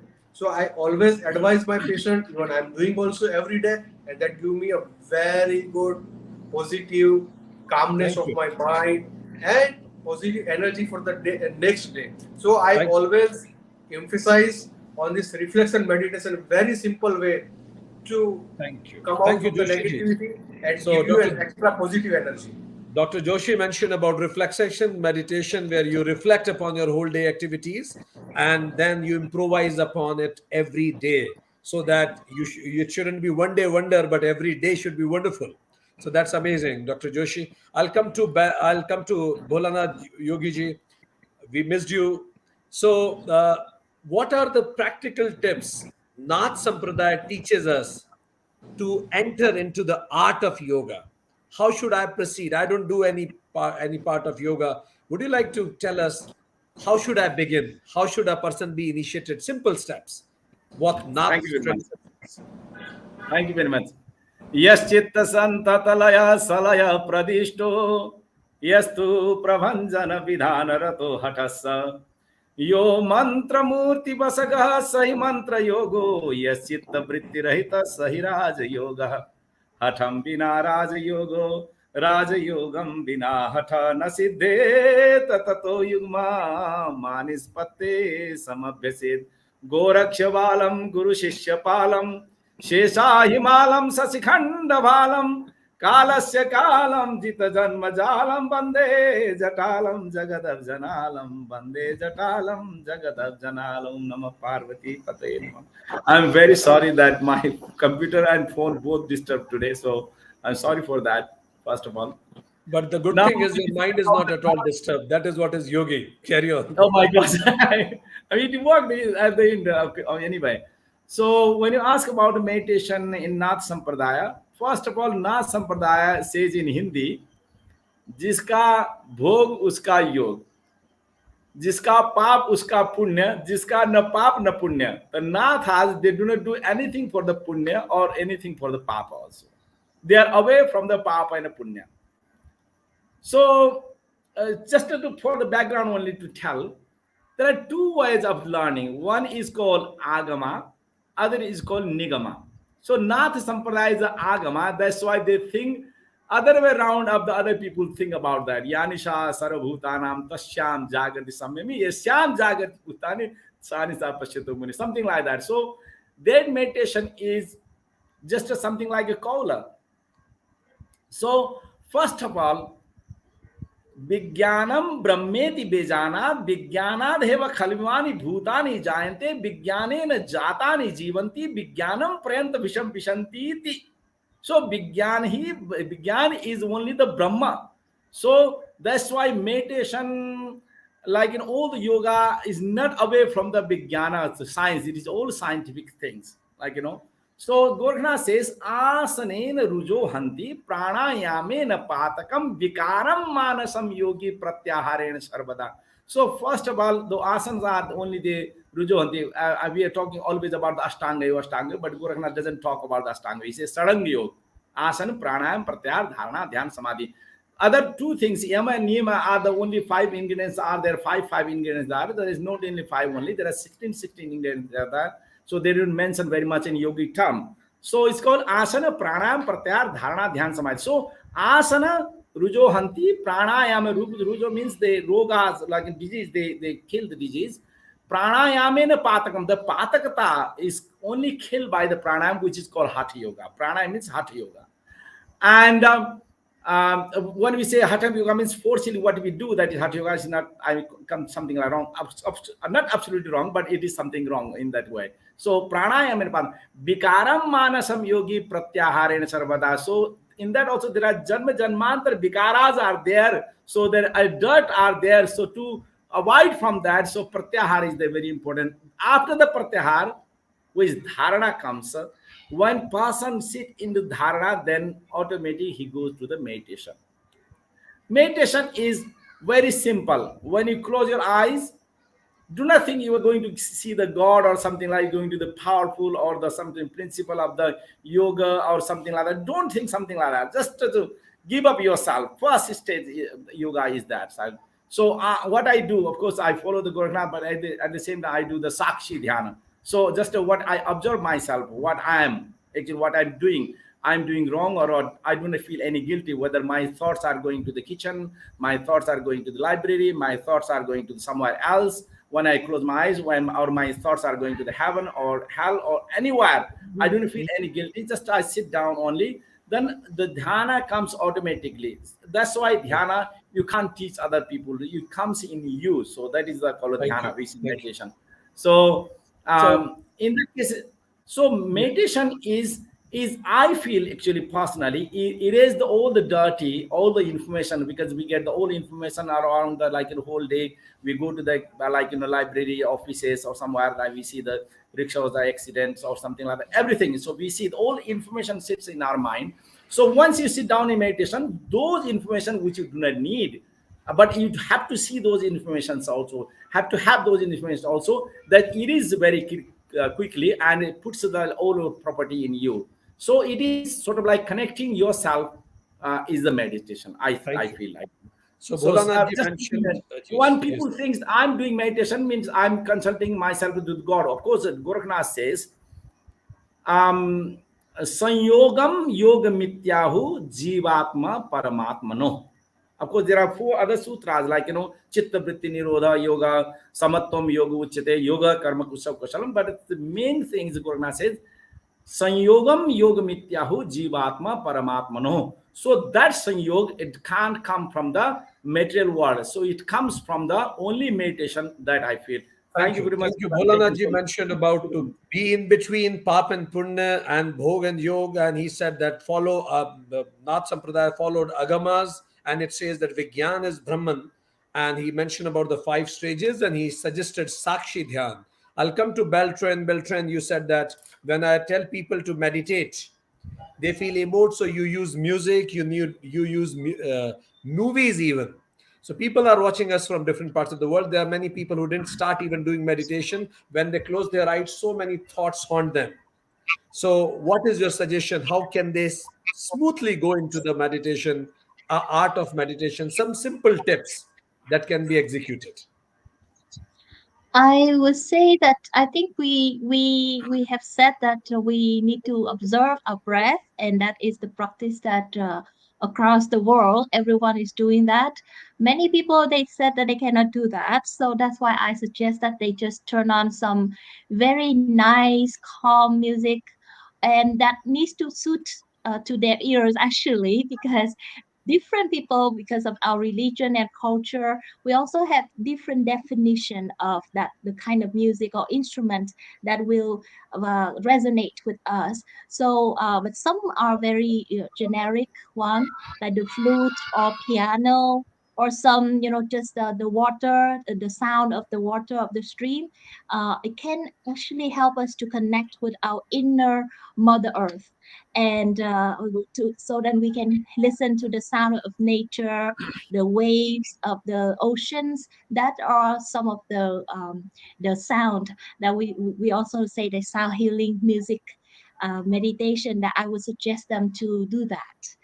And if they are like little kids, then I would suggest them kind of watch very short animation, 2 or 3 minutes, and then just after that close the eyes or say what are the characters in that they like the most or whatnot and why. And if the parents can also do that with the children every day, just 5 minutes, I think they also can cultivate that habits of going within and having fun with their children. So that's what I recommend. Yes. That's very practical. Thank you very much. You also mentioned how kids can be initiated in this. Oh yes. I'll request Geshe Sonamlaji to you mentioned a very important thing, that it depends on your need, on the basis of which you will decide whether to go for contemplative meditation or single pointed meditation. Though you narrated, how will I decide what meditation should I choose out of these two? But I request, for the benefit of audience, maybe in couple of lines, can you again tell us on what basis should I decide? Should I go for contemplative or single pointed meditation? Please unmute and speak.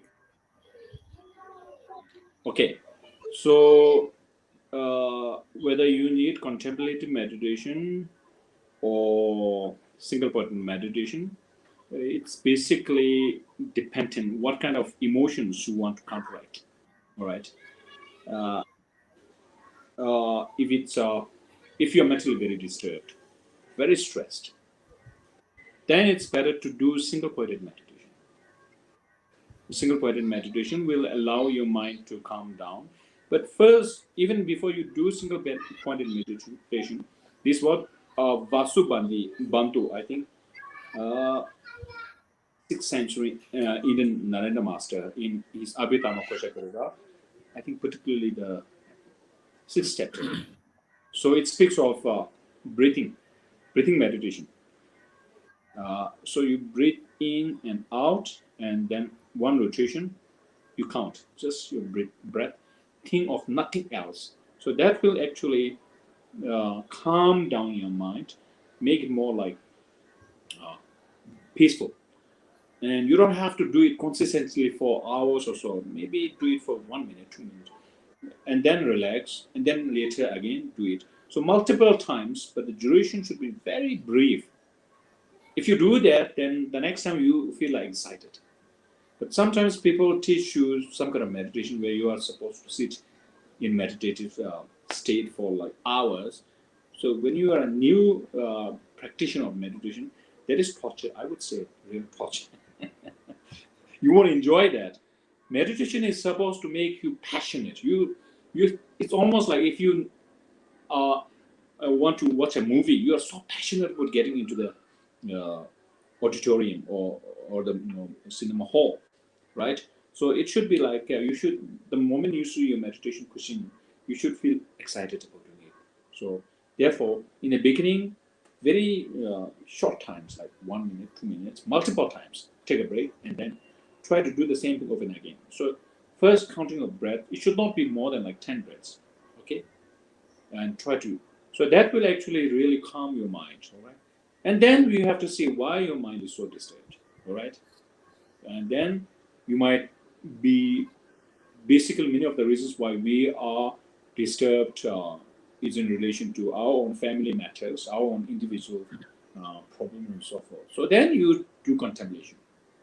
The problem that you are facing is it something that you can really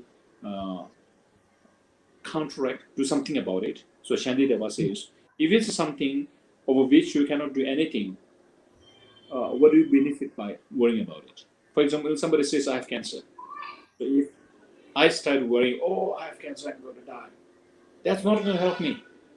Whether I worry or not, I'm going to die. So how many days I have to use it meaningfully?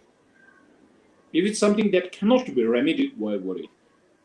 Wow. If it's something that can be remedied, what then? If it's something that can be remedied, what need is there to worry about it? You do whatever is needed. So if I have a cancer that can be cured, okay. If I don't have money, try to make money or help, seek assistance or make money and go to do a proper treatment. So either way, situation is, if it's something about which you can do something, or something which is out of your control. If it's out of control, what do you benefit by worrying about it? If it's within your control, then do what is needed. Practical. So contemplate. That's great. That's really great. Thank you very much, Sonamlaji. He mentioned that be very clear. If there is something you can't do about it, then go for single-pointed meditation, because there is nothing to contemplate in that. You know that you can't do anything. But if there is something you can do something about it, then contemplate what can be done about it. So beautifully you mentioned it. And but start with fixing the breath. Now, friends, we'll go for the last round. And every person in only 2 lines, if would like to give a quick tip, executionable tip for our audience, any other tip that they can execute from tomorrow itself to start their yogic life. No elaborations, because the time is less now. Only 2-3 lines. Any quick tip for the audience to initiate their yogic living? Dr. Joshi. Enjoy the life, whatever you are experiencing every day. Each and every moment of your life is precious. So be happy always. I always say be happy always. That is called bha, B-H-A, bha. Be happy always. And that is the state of mind. Everything in your life is fixed. So don't take that much serious of anything. It happens to you, that is made for you. Don't think on it. Just be happy, because everything will be good if you be positive and enjoy the each and every moments of life. That will be the state of good mindfulness. That's my today's message to take home to each and every person who is joining this webinar. Thank you. Beltran, your quick message or some tip that you want to give in minimum words. Yes, I believe that music is the voice of the soul. So if we can listen to music every day, at least for 10 minutes, and just think of a life like a movie. So if our life is our own movie, and we are the screenwriter, the actor, actress, the directors, I think we want to make the best movie that everyone watch and can enjoy and smile and happy. So I think that is my sharing for Thank you everyone. very much. Thank you very much. Sonam Laji, one quick tip. Yeah. Follow reasoning, discernment, and not emotions. That's Thank it. you. Thank you. Bholanath ji, any quick tip? I feel when you choose the meditation place, you do not choose something like the cupboards are here, sofas are sitting in the ditch or something like that, or in the very high. And always choose the same place actually, because your aura will be there. You can go the quick again for the meditation. So that's why for meditation you need to use the first asana, should be the perfect. Like don't sit on the floor. If you or grass, some people do the meditation in the grass, because when they sit down in the grass, all the energy pass into the mud, pass into the grass. It should be the something cushion, at least that wooden or something cushion, at least that thick, so you can reserve your power in you. That's I feel. Thank you. So beautiful points that we got. So people, the friends who are watching us from different parts of the world, the discussion was yoga and meditation. Is it art and science? Gaurang Joshi said it is both.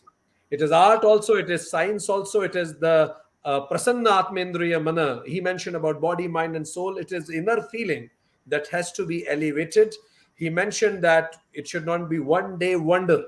Beltran said that as you brush daily, meditate daily, do asanas daily, practices daily. And if you can't enter into it easily, go for music or movie. It will help you to connect. And once you are peaceful, then connect to your feelings.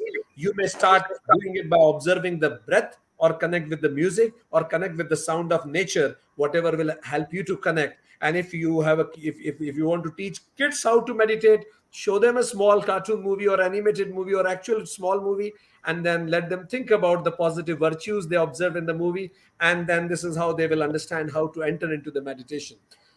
Geshe Sonamlaji mentioned about there are three kinds of meditation: positive, negative, and neutral. Start with converting negative into neutral, neutral into positive. Two kinds of meditations are there: contemplative or single pointed. In single pointed meditation, use it when you feel disturbed and when the things are not in your control. Then go for this, neutralizing the mind and reducing the traffic of thoughts in your mind.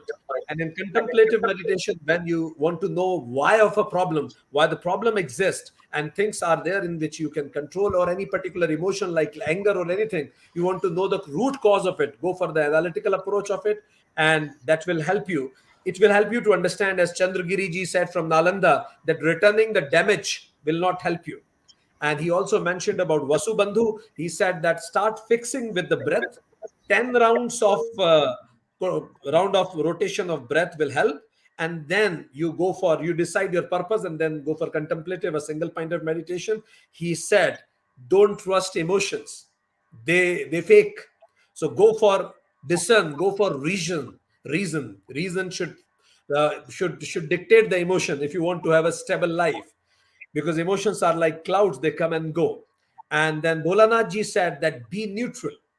between Pap and Punya, between Yoga and Bhog. Probably he mentioned about a golden mean. He said follows Shastras and Vigyan is Brahman, Brahman is Vigyan. He mentioned about Gorakhnath ji, who mentioned about start with Sanga Yoga. He mentioned about that start with Asana. He also mentioned about Pranayama is a kind of Hatha Yoga. And then Pratyahara eliminates all the vikaras of past lives. And then when those vikaras or those sanskaras are relatively neutralized, then you can enter into dharana, and a sakshi dhyan can be developed where you sit down and you observe your thoughts. And that way it will remove all the dust or dirt. But for that, he mentioned pick the same place again and again, because the place carries your aura, and sit on a cushion so that your energy should not be drained and down. Gaurang Joshi ji mentioned about the importance of reflexation meditation. He said, reflect your day and improve day by day. And his message is enjoy the life, be in the moment, and everything in the life is fixed. So don't worry, just follow mindfulness and be in the moment. Beltrand said that go for music, because music is the voice of soul, and life itself is a big movie. And we are the director. So there are many roles people play. We also play various roles. So assure that the movie of life should be a blockbuster. So I'm sure, friends, that we all will make our movie of life blockbuster with yoga and meditation. Thank you very much, friends, for watching us. Thank you, respected guest, to come over here. Namaste. Thank you very much. Thank you indeed. Thank you. Thank you. Thank you. Namaste. Thank you. United Namaste. Concepts Thank for such a you. wonderful initiative. Thank you. Yeah, Yes, I it's felt very very much that I learned something from here. Thank you very much. Thank you indeed. Regards. Thank Thank you. you, everyone. Namaste. Namaste. Dance is the joy of movement and the heart of life. I feel delighted in announcing our next performance from Lokayan Kala Kendra Ujjain, India. Today's the dance is choreographed by Mrs. Pragya Garwal, a well-known dancer of India and director of Lokayan Kala Kendra. So ladies and gentlemen, please put your hands together to welcome the young artist.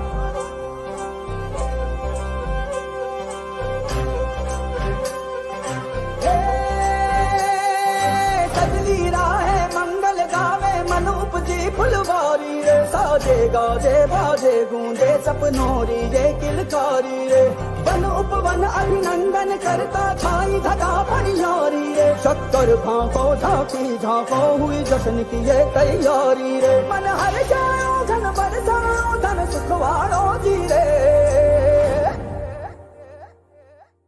आयो रे शुभ दिन आयो रे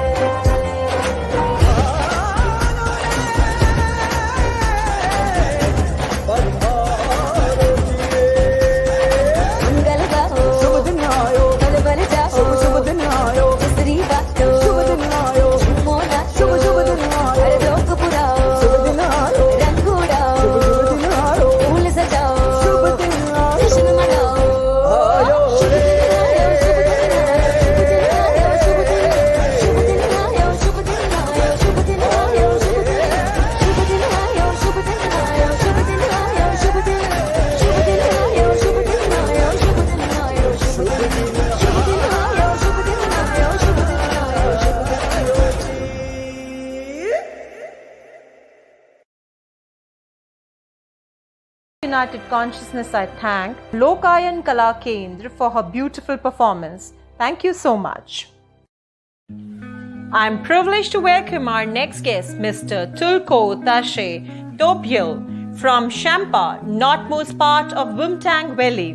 He is recognized as the reincarnation of Shugdra Limpon Jimyang Shundre. His self-recognition was aided primarily by His Highness Dilgo Khyentse Rinpoche and Annie Kelzang, the then sister of Shugdra Limpon. When Annie Kelzang heard of the young Tulku claiming that he is the reincarnation of late Shugdra Limpon, Annie Kelzang approached and sought guidance from His Highness Dilgo Khyentse Rinpoche, who told her to take care of the boy and that the boy will benefit future sentient beings. Thereafter, since the tender age of 7, Tulku began his training on the basis of Buddhism at Shugdra Tang under the tutelage of Annie Kelzang.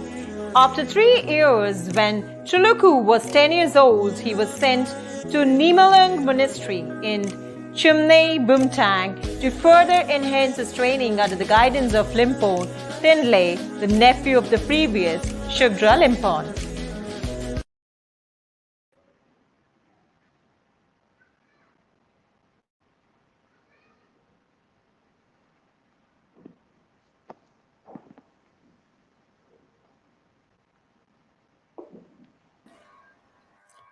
Namaste, we welcome you. You are audible and visible both. You may begin.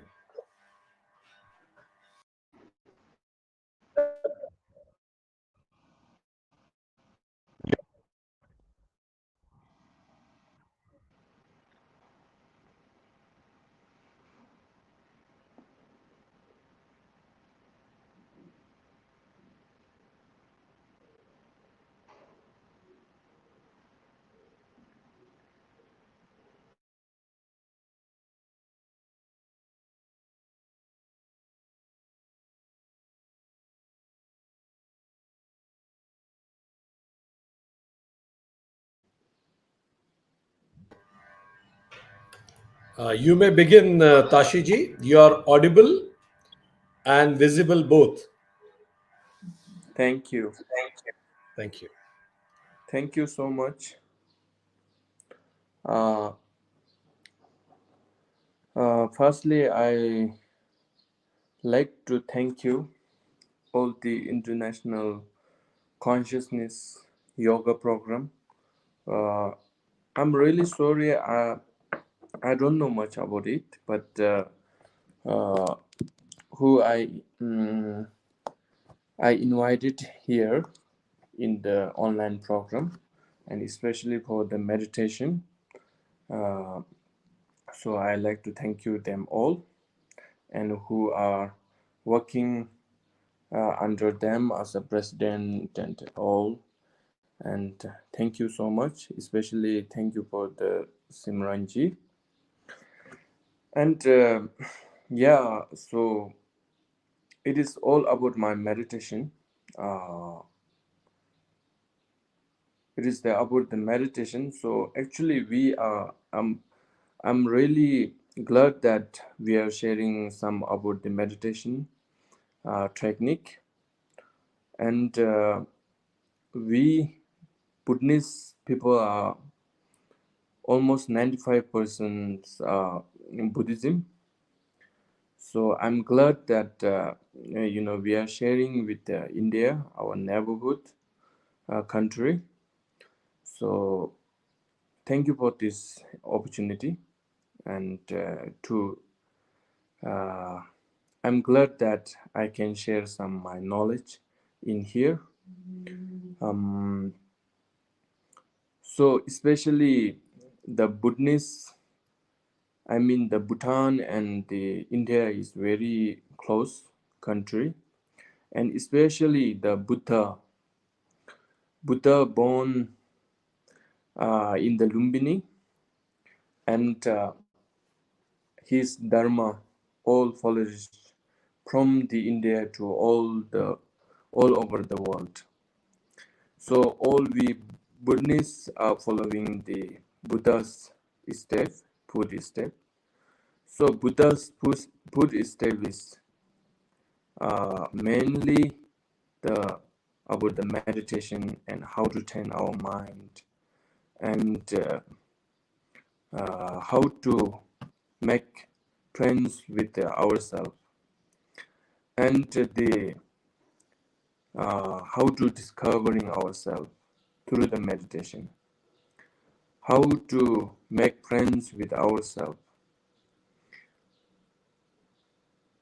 And some people are getting depressed or anxiety or stressful because they are not getting the friends around them. So this is the cause of the all depression and the all the anxiety and insomnia. So this is why we need to do meditation. And so many people think that meditation and dharma is made for only for the monks or nuns. It is called in Sanskrit bhikshu and bhikshuni. So most of the people are thinking that the dharma is for only those monks and nuns, but actually it is for all who have the consciousness, and we call it is the, and some scientists call this is the mind, and some scientists call that mind and brain is the same. But in the Buddhism view, so mind and brain is totally different, and we are mainly aiming to the mind, how to develop our mind, how to train our mind, and how to discover ourselves through the meditation. So this is why we need to do meditation. And in the meditation, there are so many meditation steps. like shamatha. Shamatha means, it is in the Sanskrit, but maybe in the English it is called the basic meditation. So basic meditation is we all need. So we all should get into the basic meditation first before you do any kind of high meditations. And basic meditation is kind of really simple, and it is the basic meditation is like we are learning the English alphabet. So English alphabet, without learning the English alphabet, we cannot learn the English high sentence. First, we need to learn the ABCD till finish all the alphabets. So after that, we will learn how to make the sentence. So after that, then we will make the sentence. So after that, we will start to learn how to pronounce and all high sentence, high letters. It is all same. So example same like this. First, we need the shamatha or basic meditation. So shamatha is it is easy one way. One way it is very difficult because the meditation we are not so used to it. So that's why we are difficult in it. So meditation, basic meditation is like a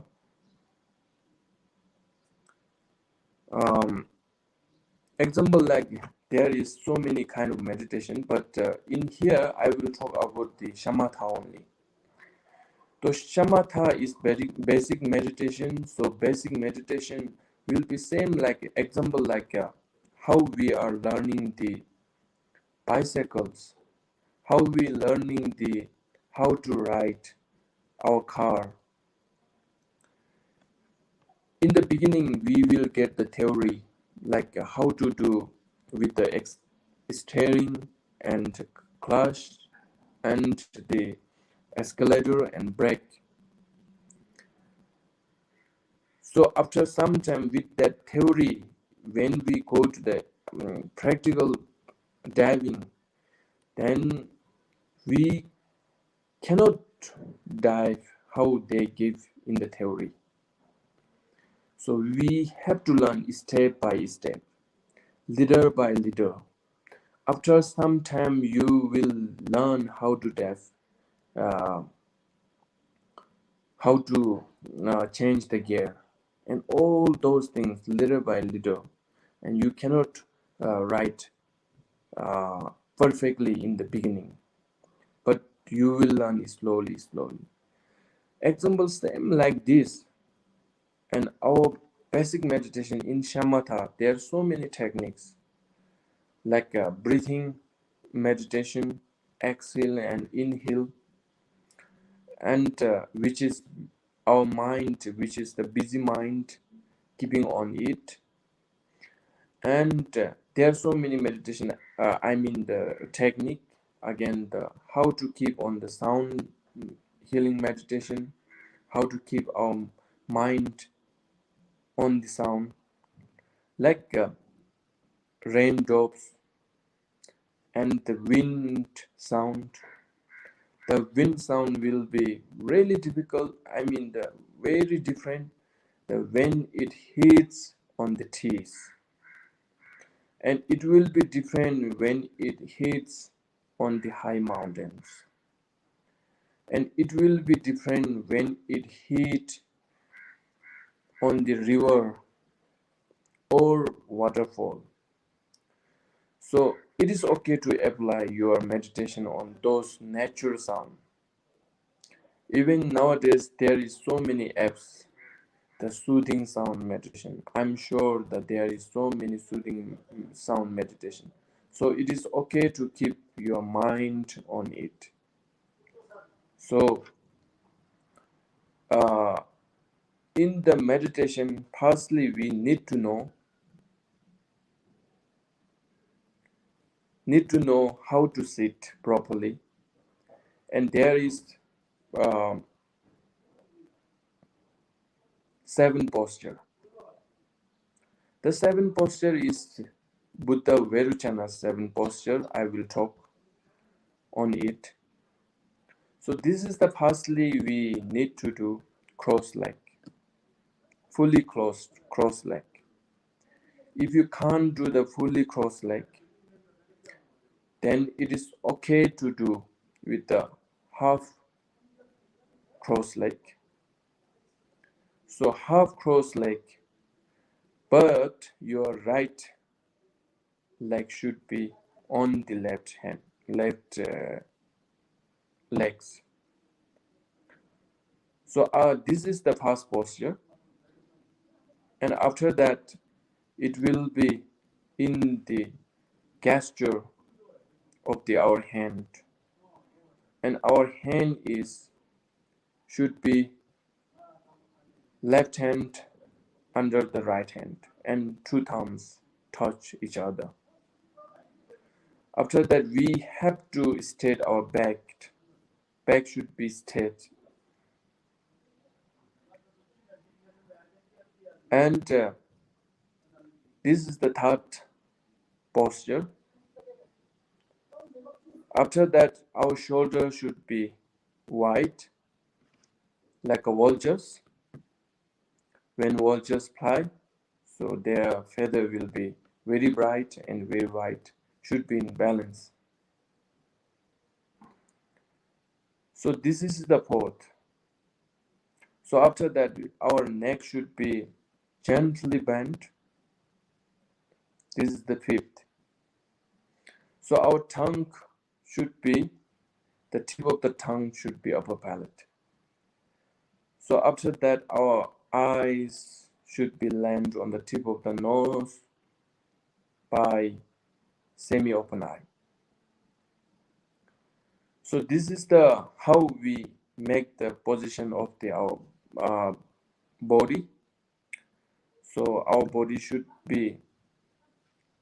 needs state, and if you state your body, then your nerve will be, we have nerve inside our body, so those will be straight.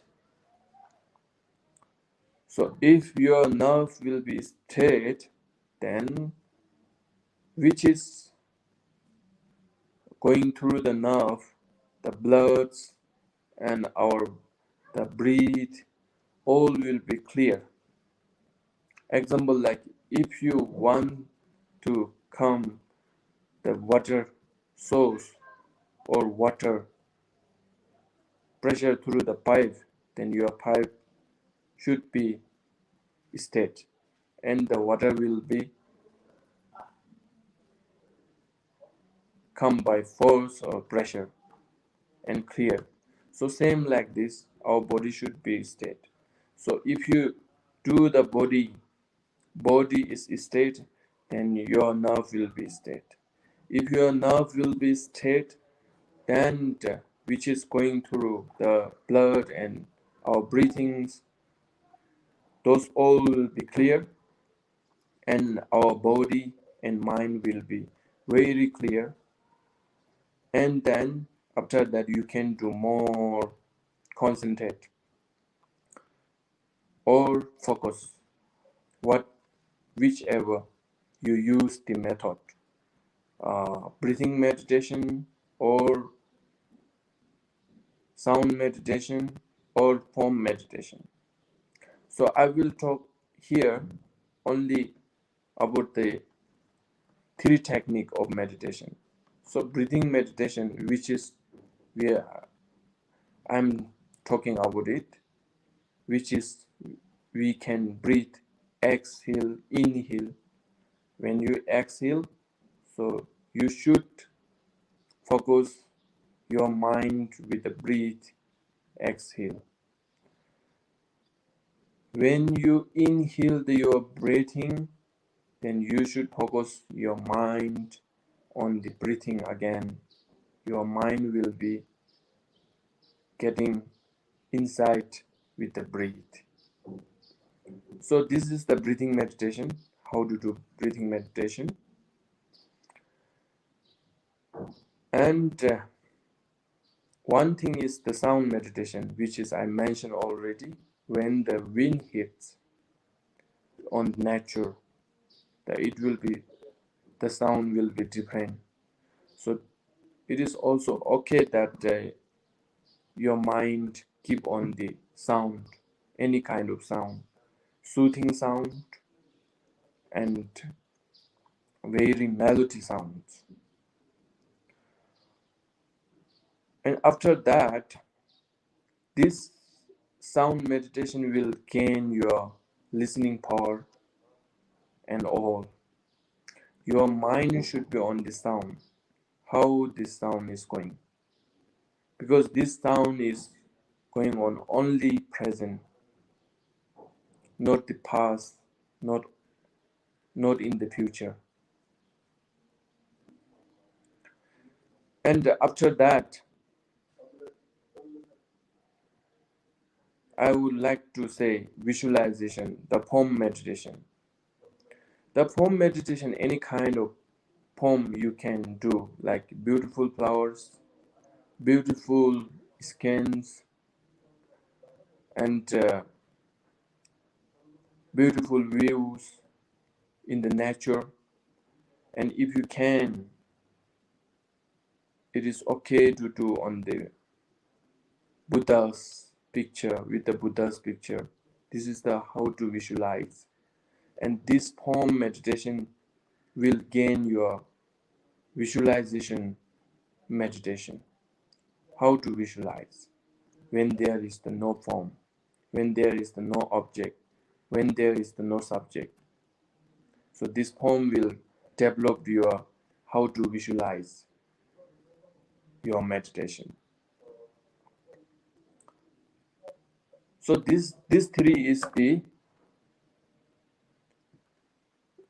how to do meditation in the basic way. There are so many kind of the basic way to meditate, but I will talk here about only these three. And in this shamatha talk only present and present. We never talk about the future. We never talk about the past. Actually, if we talk about the past, if you think deeply about the past, if you stuck on the past, if we think very well, then it is not exist there. We are stuck in non-exit things. It is already gone. It is already finished. This is the past. And if we talk about the future, it is not reached yet, not as yet. So still we are exist. I mean, we are stuck on the which is not exit on there. So what we have is here we have only the now and present. This is the precious timing, precious moment. And one master mentioned, if you are depressed, you are in past. If you are anxious, you are in future. If you are happy, then you are in present. So that's why we need to do always in the present. Our body is in the present, but our mind is stuck in future or past. So that's why we I didn't mean that, when I said we need to be in present, but I mean that we need to do important of our present, because we all have is present. Like I said, there are no future, there are no past. One, the which is future, that not arise or that not reach yet, which is past, that is already gone, it is already finished, it is non-exit, and future, this is also not exit. So that's why we have only now. So that's why we have to make now and present is as a precious and auspicious moment. So that's why we need to focus on the present always. So I think my 15 minutes, it is already over. And thank you for all who organized this. And I'm really happy to meet with you all.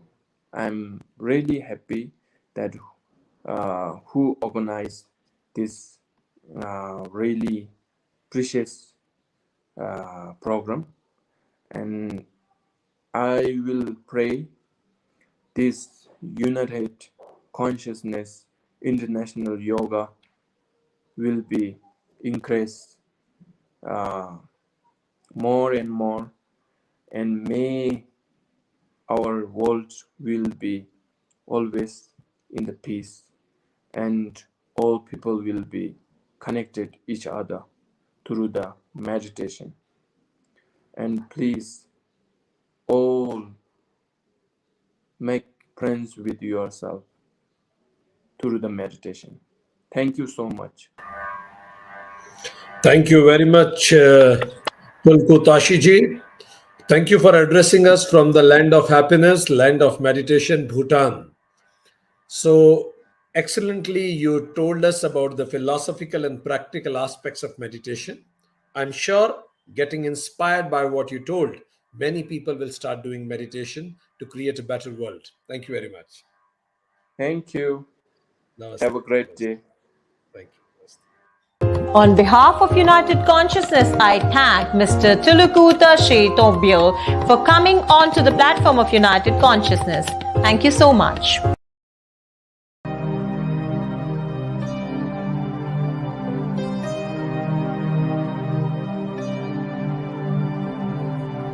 सर्वे भवन्तु सुखिनः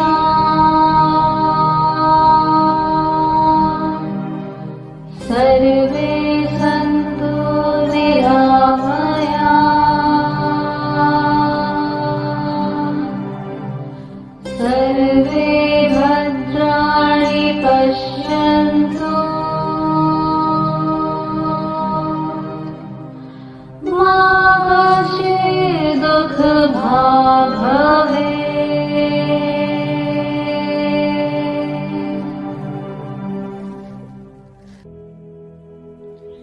This shloka means, may everyone be happy, may everyone be free from all diseases, may everyone see goodness and auspiciousness in everything, may none be unhappy or distressed. Om Shantihi, Shantihi, Shantihi. I am highly privileged to have this opportunity to present my gratitude to all those who have witnessed and blessed this event directly or indirectly. I believe that this is not the end, but the beginning of our journeys. The journeys towards the noble cause of removing the 14 divides rooted in human race and promoting harmonious and peaceful coexistence. Firstly, I thank the God for blessing us all. I thank European Yoga Federation, thank the Spiritual Council in Africa. I am also very thankful for Yoga Vidya, Germany, Yoga Lam, Russia, Siddhashram, Turkey, Nidra Consciousness, France, Yoga Yogismo South America, AAYT Australia, World Movement for Yoga and Ayurveda Italy, CUIDY Italy, the World Community of Indian Culture and Tradition Disciplines Italy. I extend my heartfelt thanks to our speakers, Ms. Kate Peterson, Ms. Karine Shelzier, Dr. Subodh Tiwari. I also thank our esteemed panelists, Ms. Baltharine, Dr. Gaurang Joshi, Dr. Bholanath Yogi, Geshe-la Noang Sonam. I am thankful to our yoga and meditation experts, Ms. Iman Eshelbai, Tuluku Tasheto Obial. Also very thankful to our music and dance performers. I owe my heartfelt thanks to Team Project Self USA, Shri Rajesh Rabindranath, Ms. Madhurika Arvind, Ms. Rashmi Kashi, Dr. Prasad Akavu, Dr. Vijay Reddy, Ms. Gina Suresh, Mr. Karthik Palamalai, Mr. K.L. Alexander, Mr. Venkat Sriram Lalu, Ms. Deepthi Nair, Ms. Avneet Bad, Mr. Suresh, Mr. Devaraju, Ms. Deepa Arun. I thank Team Project Self Bharat, Dr. Vikrant Singh Tomar, Dr. Shweta Tomar, Aditi Meghna Mausan Prachi, Mr. J.S. Juneja, Dr. Paramji Juneja, Rishi Vishalji Arnav, Aditya Ashwin, Rati Dharmendra Ji Uday, Pooja Ji, Bharti Ji, Dipti Ji, Amrish Ji, Mrinalini Ji, Khushbu Ji, Jimmy Ji, Mr. Sanjay Rajput, Ms. Simran Reel. I am also very grateful for our new members in the team of United Consciousness, Ms. Aishwarya, Ms. Priyanka and Mr. Prakash Tyagi. I am very much thankful to our wonderful audience and all the visible and invisible sources blessing us.